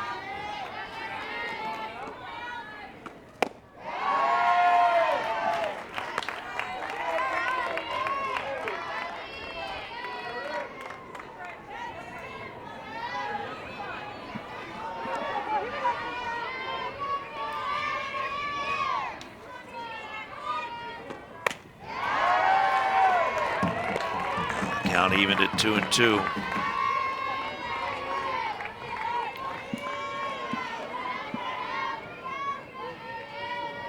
Abernathy, Ballman in the Hume spot, and Mallory Payton to follow if the inning continues.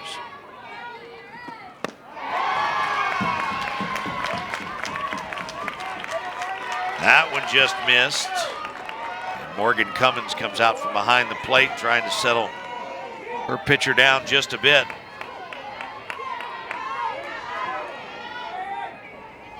Depending on what happens, this could be the final pitch, but it won't be.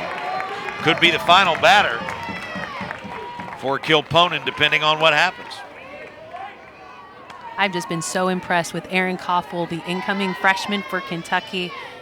Has really developed a nice offensive plan as the years gone on, learning her strike zone and just being better at staying on her zone, not swinging at those pitches outside. Boy, and she is on her right now. So the way she's got things squared up right now, the question if you're Kilponen is how do you try to go after her on 3-2? Definitely don't want to leave it over the heart of the plate. Mix of speeds would make her vulnerable, but you got to trust that changeup. And there it was. Exactly right. Koffel was right there. And we mentioned earlier that Kilponen had a relatively low pitch count, and now you can see it's all the way up to 85 because of the fact the Wildcat hitters have been able to protect. And that one stays low, and they're now loaded. What a mature at-bat for Aaron Koffel, just choosing to swing at better pitches, able to get Kilponen to take her down in the zone. Beautiful at-bat. And bases loaded for Kentucky. Still no movement. Now we're starting to see a little bit of a stir from the LSU dugout, but it looks like it'll be defensive positioning. And for the Wildcats, Vanessa Nesby comes in to pinch run at first for Koffel.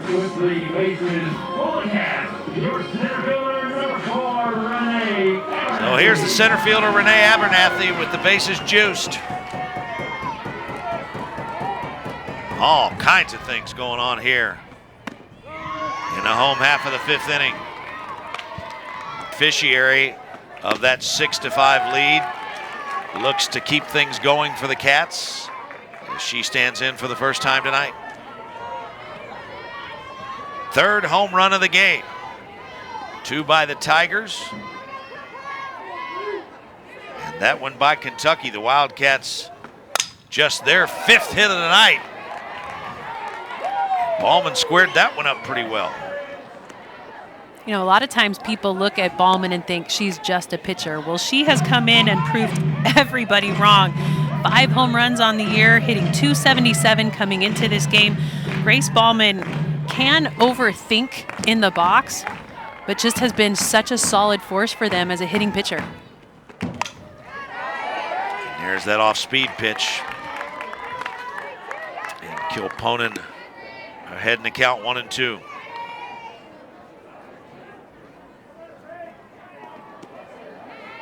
Hard-hitting Mallory Payton on deck. And that off-speed pitch. And Cummins was ready to ring her up. Not often do you see a catcher visibly look back at the umpire, but she thought she had her out.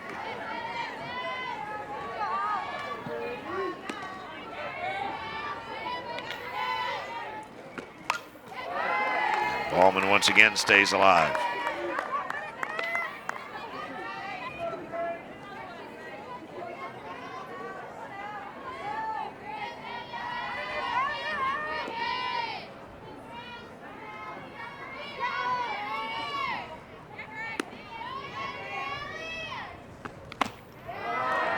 And so Ballman will now get a look at a 3-2 pitch.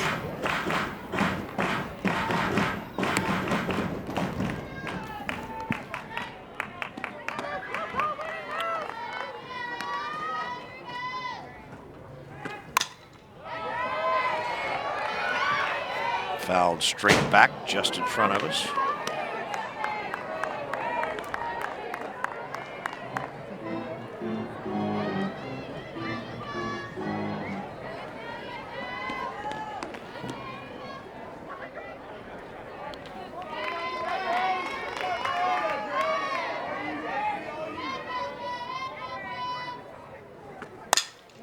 That ball lifted to shallow left.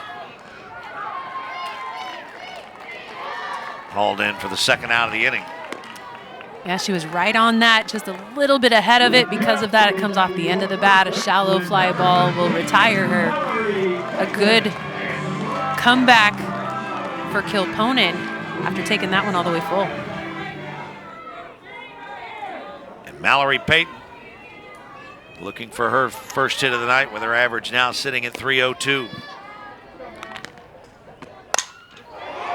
There's another ball lifted to left to the track, carrying, gone!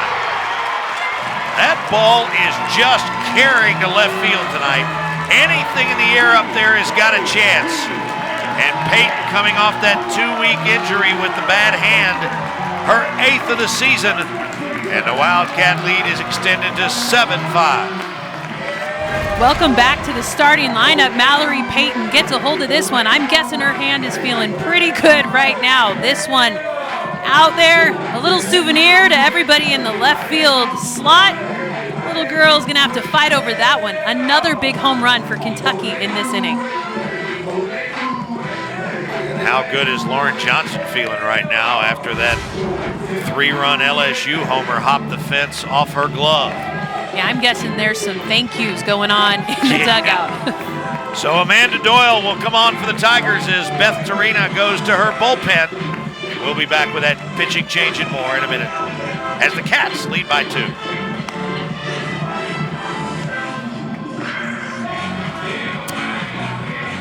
Back in Lexington as Kentucky has taken a 7-5 lead over LSU. The night is done for Allie Kilponen. 4 2/3, 98 pitches, 7 runs on 6 hits. 3 of the runs were earned. She walked 2 and struck out 4, and that paves the way for Taylor Edwards. Well, right now it's Shelby Sinceri. I'm sorry, I thought it was 21 and not 27. My apologies. Yeah, if they were throwing Taylor Edwards, you and I'd be having a different conversation. Okay, all right, thank you. No, Sinceri throws very similar to Kilponen, actually. Up in the zone, high velocity. And that's part of the flexibility you have with these lineups because Sinceri was the designated player tonight. And there you see what she's able to take off that pitch, which exactly was what you were talking about. Well, and the thing that makes her so dangerous is she has a full arsenal. She throws a rise, a curve, a screw, a drop, and a change, and trusts them all in any count. So you're going to have to be ready for that mix of speed, that change of plane, east-west movement. That's what you prepare for as a hitter, but it definitely makes it harder when they're throwing in the upper 60s.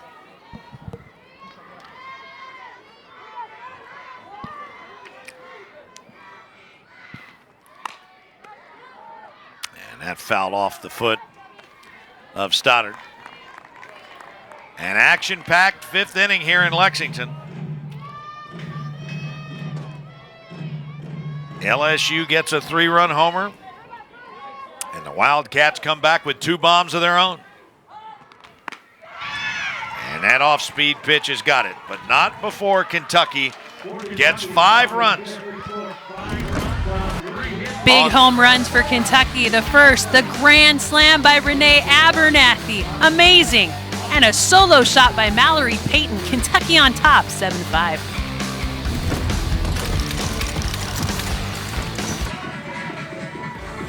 So a total of 3 home runs in the 5th inning.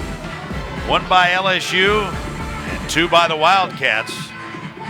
In a game that was tied 2-2. Now all of a sudden is 7-5 Kentucky as Grace Ballman gets set for her first full inning of work on in relief of Autumn Humes.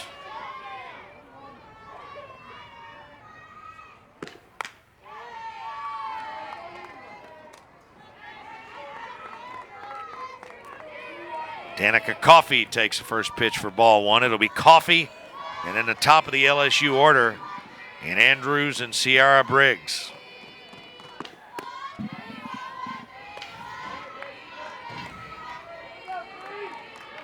And you'd really like to see Ballman get up and get ahead of these LSU hitters, but very disciplined at the plate. Danica Coffey able to work this one in her favor.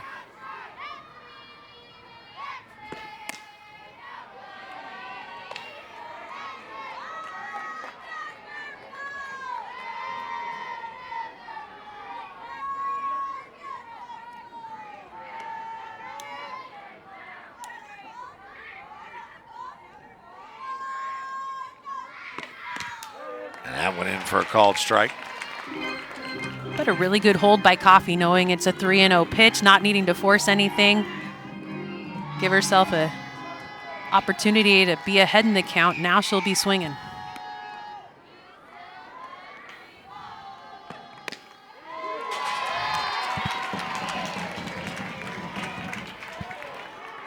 And Ballman trying to battle back. Runs the count full.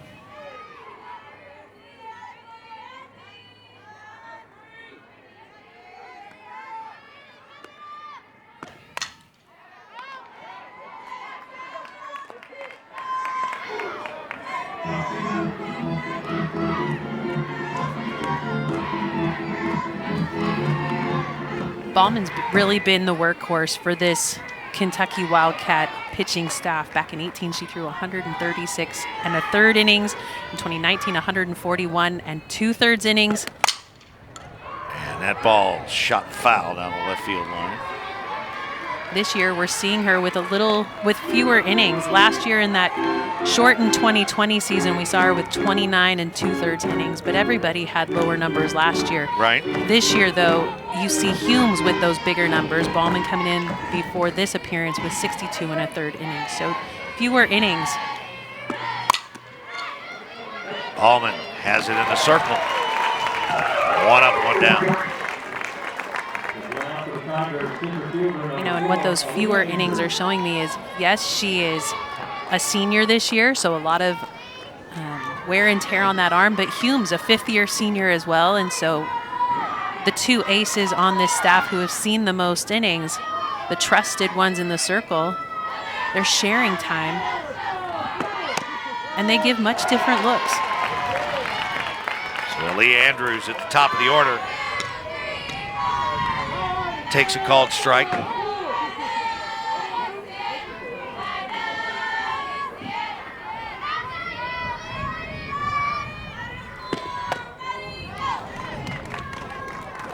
Wickersham back up in the LSU pen.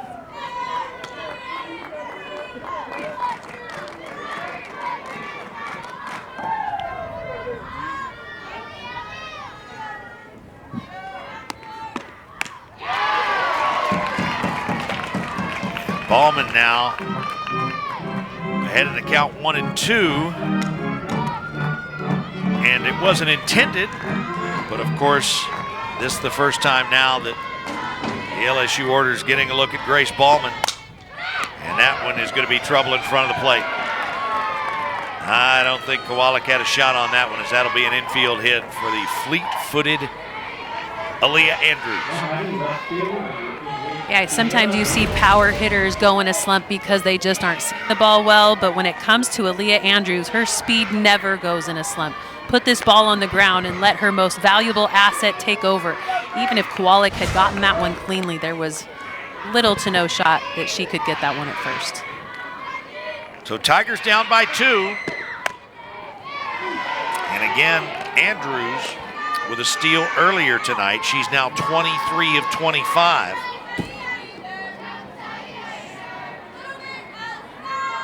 And Sierra Briggs working on a 3-for-3 night. Boy, she really shortened up there. What a nice play. And that's a nice play by Stoddard. That was a really good piece of hitting by Briggs. And it took an excellent play from Stoddard to get the out. And Stoddard is a really aggressive third baseman, able to get up in your grill, recognizing this was going to have to be a bang-bang play to get the speed over there at first base. Does not take any extra look. So the transfer quick, gets her feet on the ground, gets her feet set before she gets the ball, so that all has to be is a little shuttle pass over to her hand and throw it over. Great play. Net result, though, is Andrews. It serves as a sacrifice as Andrews gets into scoring position down at second. And with 2 outs, Taylor Pleasance will try to get her home. Almost got her and stayed inside.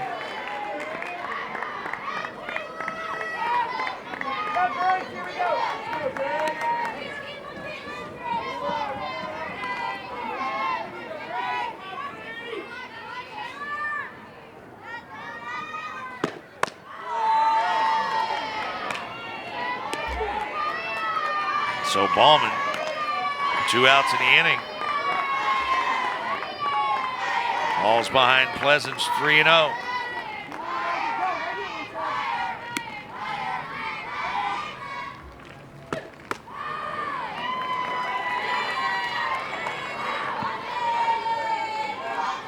And she issues a 4-pitch walk. And look who's standing in. It's Georgia Clark.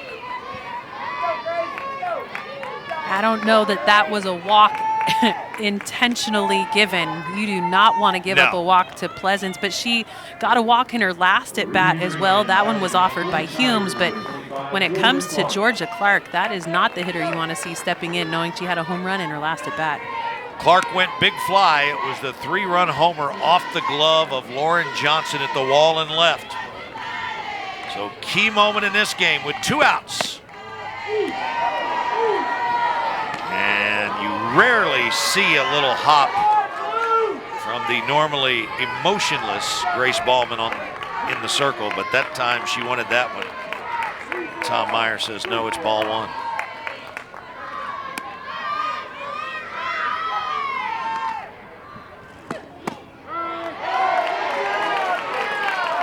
I'm going to say the one before that looked a little bit better. Was that a makeup call, Dave? I guess the best way to say it is he likes him where he likes him, right? That's right. But at the same time, that is a very hittable pitch. It's a pitcher's pitch, not one that Georgia Clark's going to be able to do a ton of damage with. Wallach tried to pull that one in with a good piece of catching, but that one missed inside.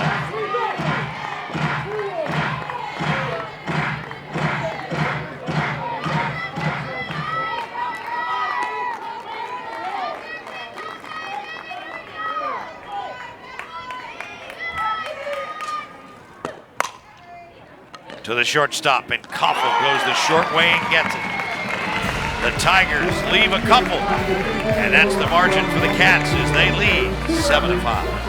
One of the greatest hitters in NCAA history is Jenny Dalton-Hill. This is your kind of game, girl. I tell you what, talk about the long ball. If you like it, we've got it for you. LSU, 2 home runs on the day, but don't worry. The Wildcats wanted to get in on the action as well. They've got 2 of their own, including a grand slam, and they've got the lead, 7-5. 5 runs, 7 hits, 2 errors for LSU. 7 runs, 6 hits, 1 error for the Wildcats. As the DP, Riley Smith, set to lead things off here in a home half of inning number 6.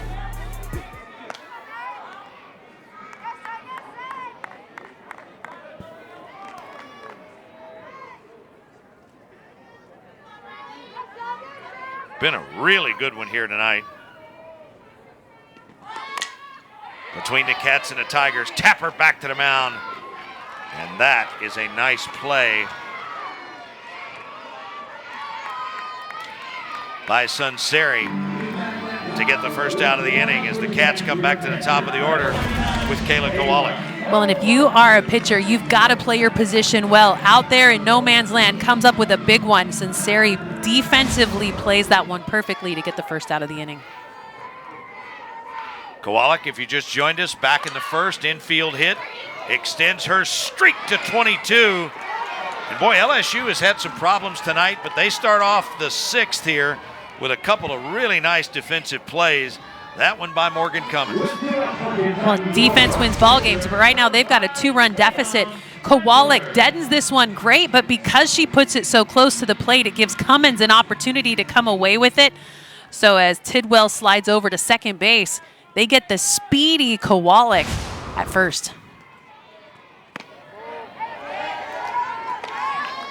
Spangler takes the first pitch, ball 1. I think that play by Cummins is just such a difficult play to make.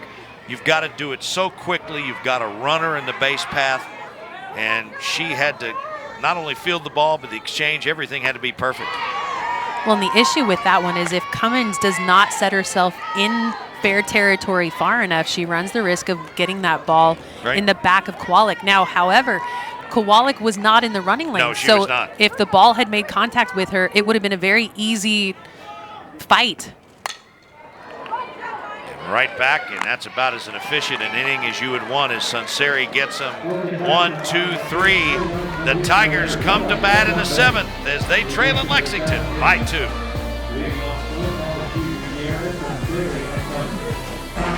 Good crowd on hand. A lot of folks having fun. And this has been a fun one for us to do. Dave Baker, Jenny Dalton Hill, as the Wildcats with a 7-5 7th inning lead over LSU. The Cats have won 8 of 10 against the Tigers, and they're looking to make it 9 of 11, but LSU with something to say about that. It'll be Gutierrez, Sunseri, and Cummins here in the top of the 7th.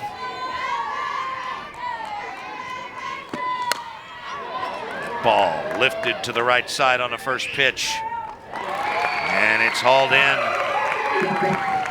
by Blaine for the first out. And a good first out for Grace Ballman. Gave up a couple of walks last inning, but a good start to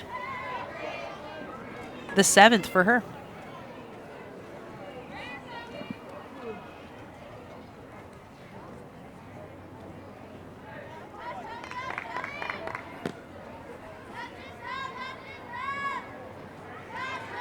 So here's Sunseri.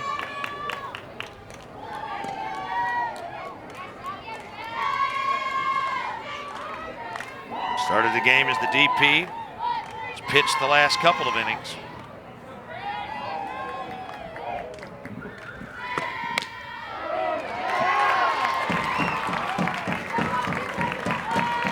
When we talked with Beth Torina, she said that Sunseri is one of the hardest workers that Torina has ever been around. And that says a lot, knowing that she has been at LSU for 10 years. Had a lot of big names come through that program, but Sunseri has set herself apart by just working so hard. And to this point, Grace Ballman has done a really nice job coming on in relief for Autumn Humes. Definitely has. The bats have come alive to give her a little bit of a help too. You know, I anticipated this game was going to be more of a pitcher's duel, but these teams have absolutely lit up the sky with home runs tonight.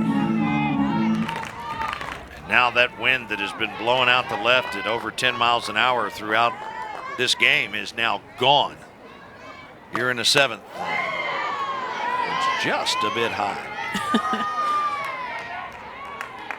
Yeah, Ballman has a really nice rise ball, but has good late break. That one just started way too high to be believable.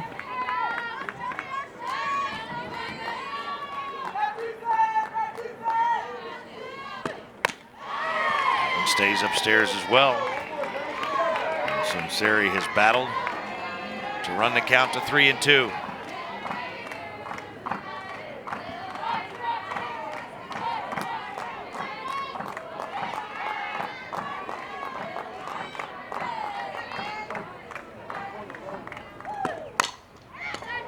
Chopped down the third base line, and they call it foul. A lot of the folks here did not see the home plate umpire, Tom Meyer, immediately raise his hands to signal foul. I'm not going to lie, it is so nice to be finally sitting in the booth at the stadium to be able to not only see the umpire but hear the crowd and enjoy a nice night at the ballpark. That one was definitely foul and called early on by the home plate umpire. That's right. Some of you guys got those fancy in-home studios. Yeah, the rest of this weekend's games will be called Kevin Brown and Amanda Scarborough. You'll see them on the linear networks of ESPN, and they will be calling these games from their homes, not here in the stadium. That would be on like ESPN2 for those who aren't in the business. I apologize. But that's good, though. I mean, we're making them smarter as they listen to this you're game. in all those conference calls, so I get linear and non-linear. Yeah, this is a Plus game. You find it on the app, on the ESPN Plus, on the SEC Plus. Linear games you'll find on ESPN, ESPN2, ESPNU. And the great thing is about the app is no matter where they're aired, you can go back and watch them later, right? It's my favorite part of the app. I am actually going to go back and watch a game tonight that I will be calling tomorrow because I will be at a different location from my home tomorrow.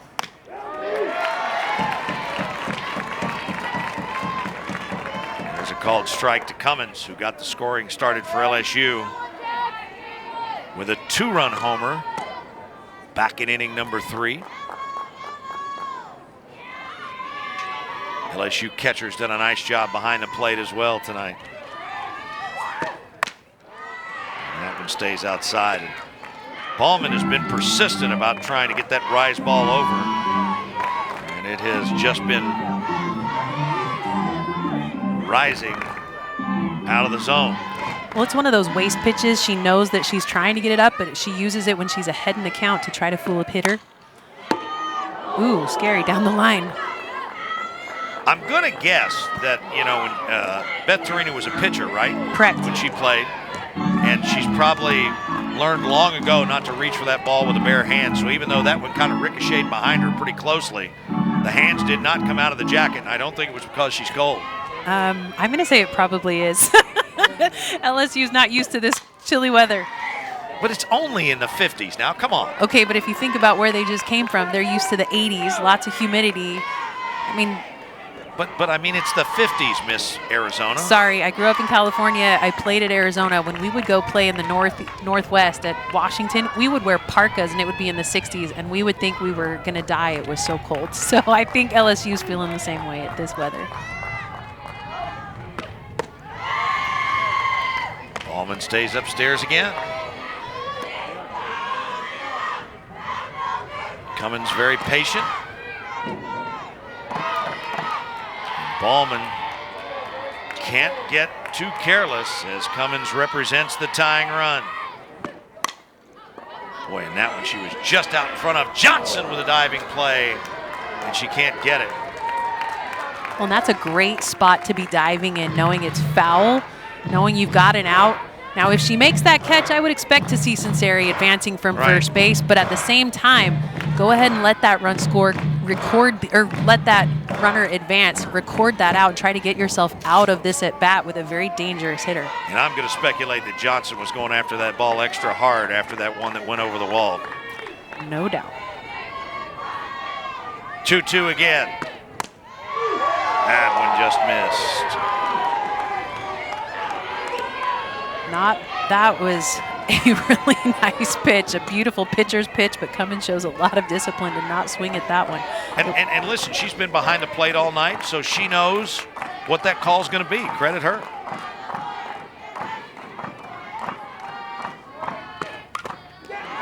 And that one caught Kowalik.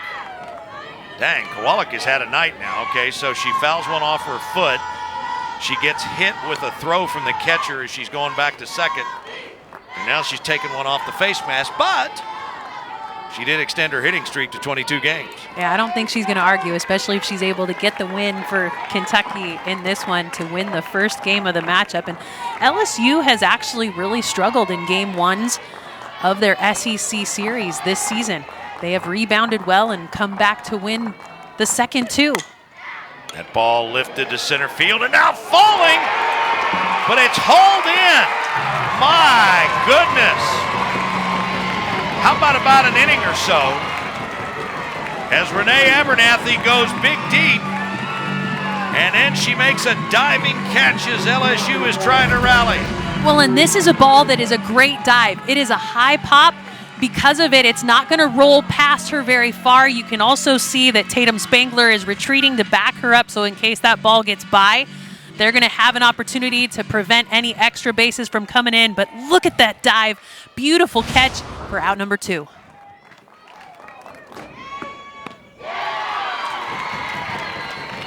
Grand slam home run, which is the difference in this one. And then a web gem diving grab for Renee Abernathy. And the Wildcats are just an out away as Taylor Tidwell is behind 0-1. Bunt down the third base line, and Stoddard is going to be a bit more judicious. That's exactly what I was thinking. That one was definitely foul. We saw a little bit of a different story early on in this game. No doubt about that one, though.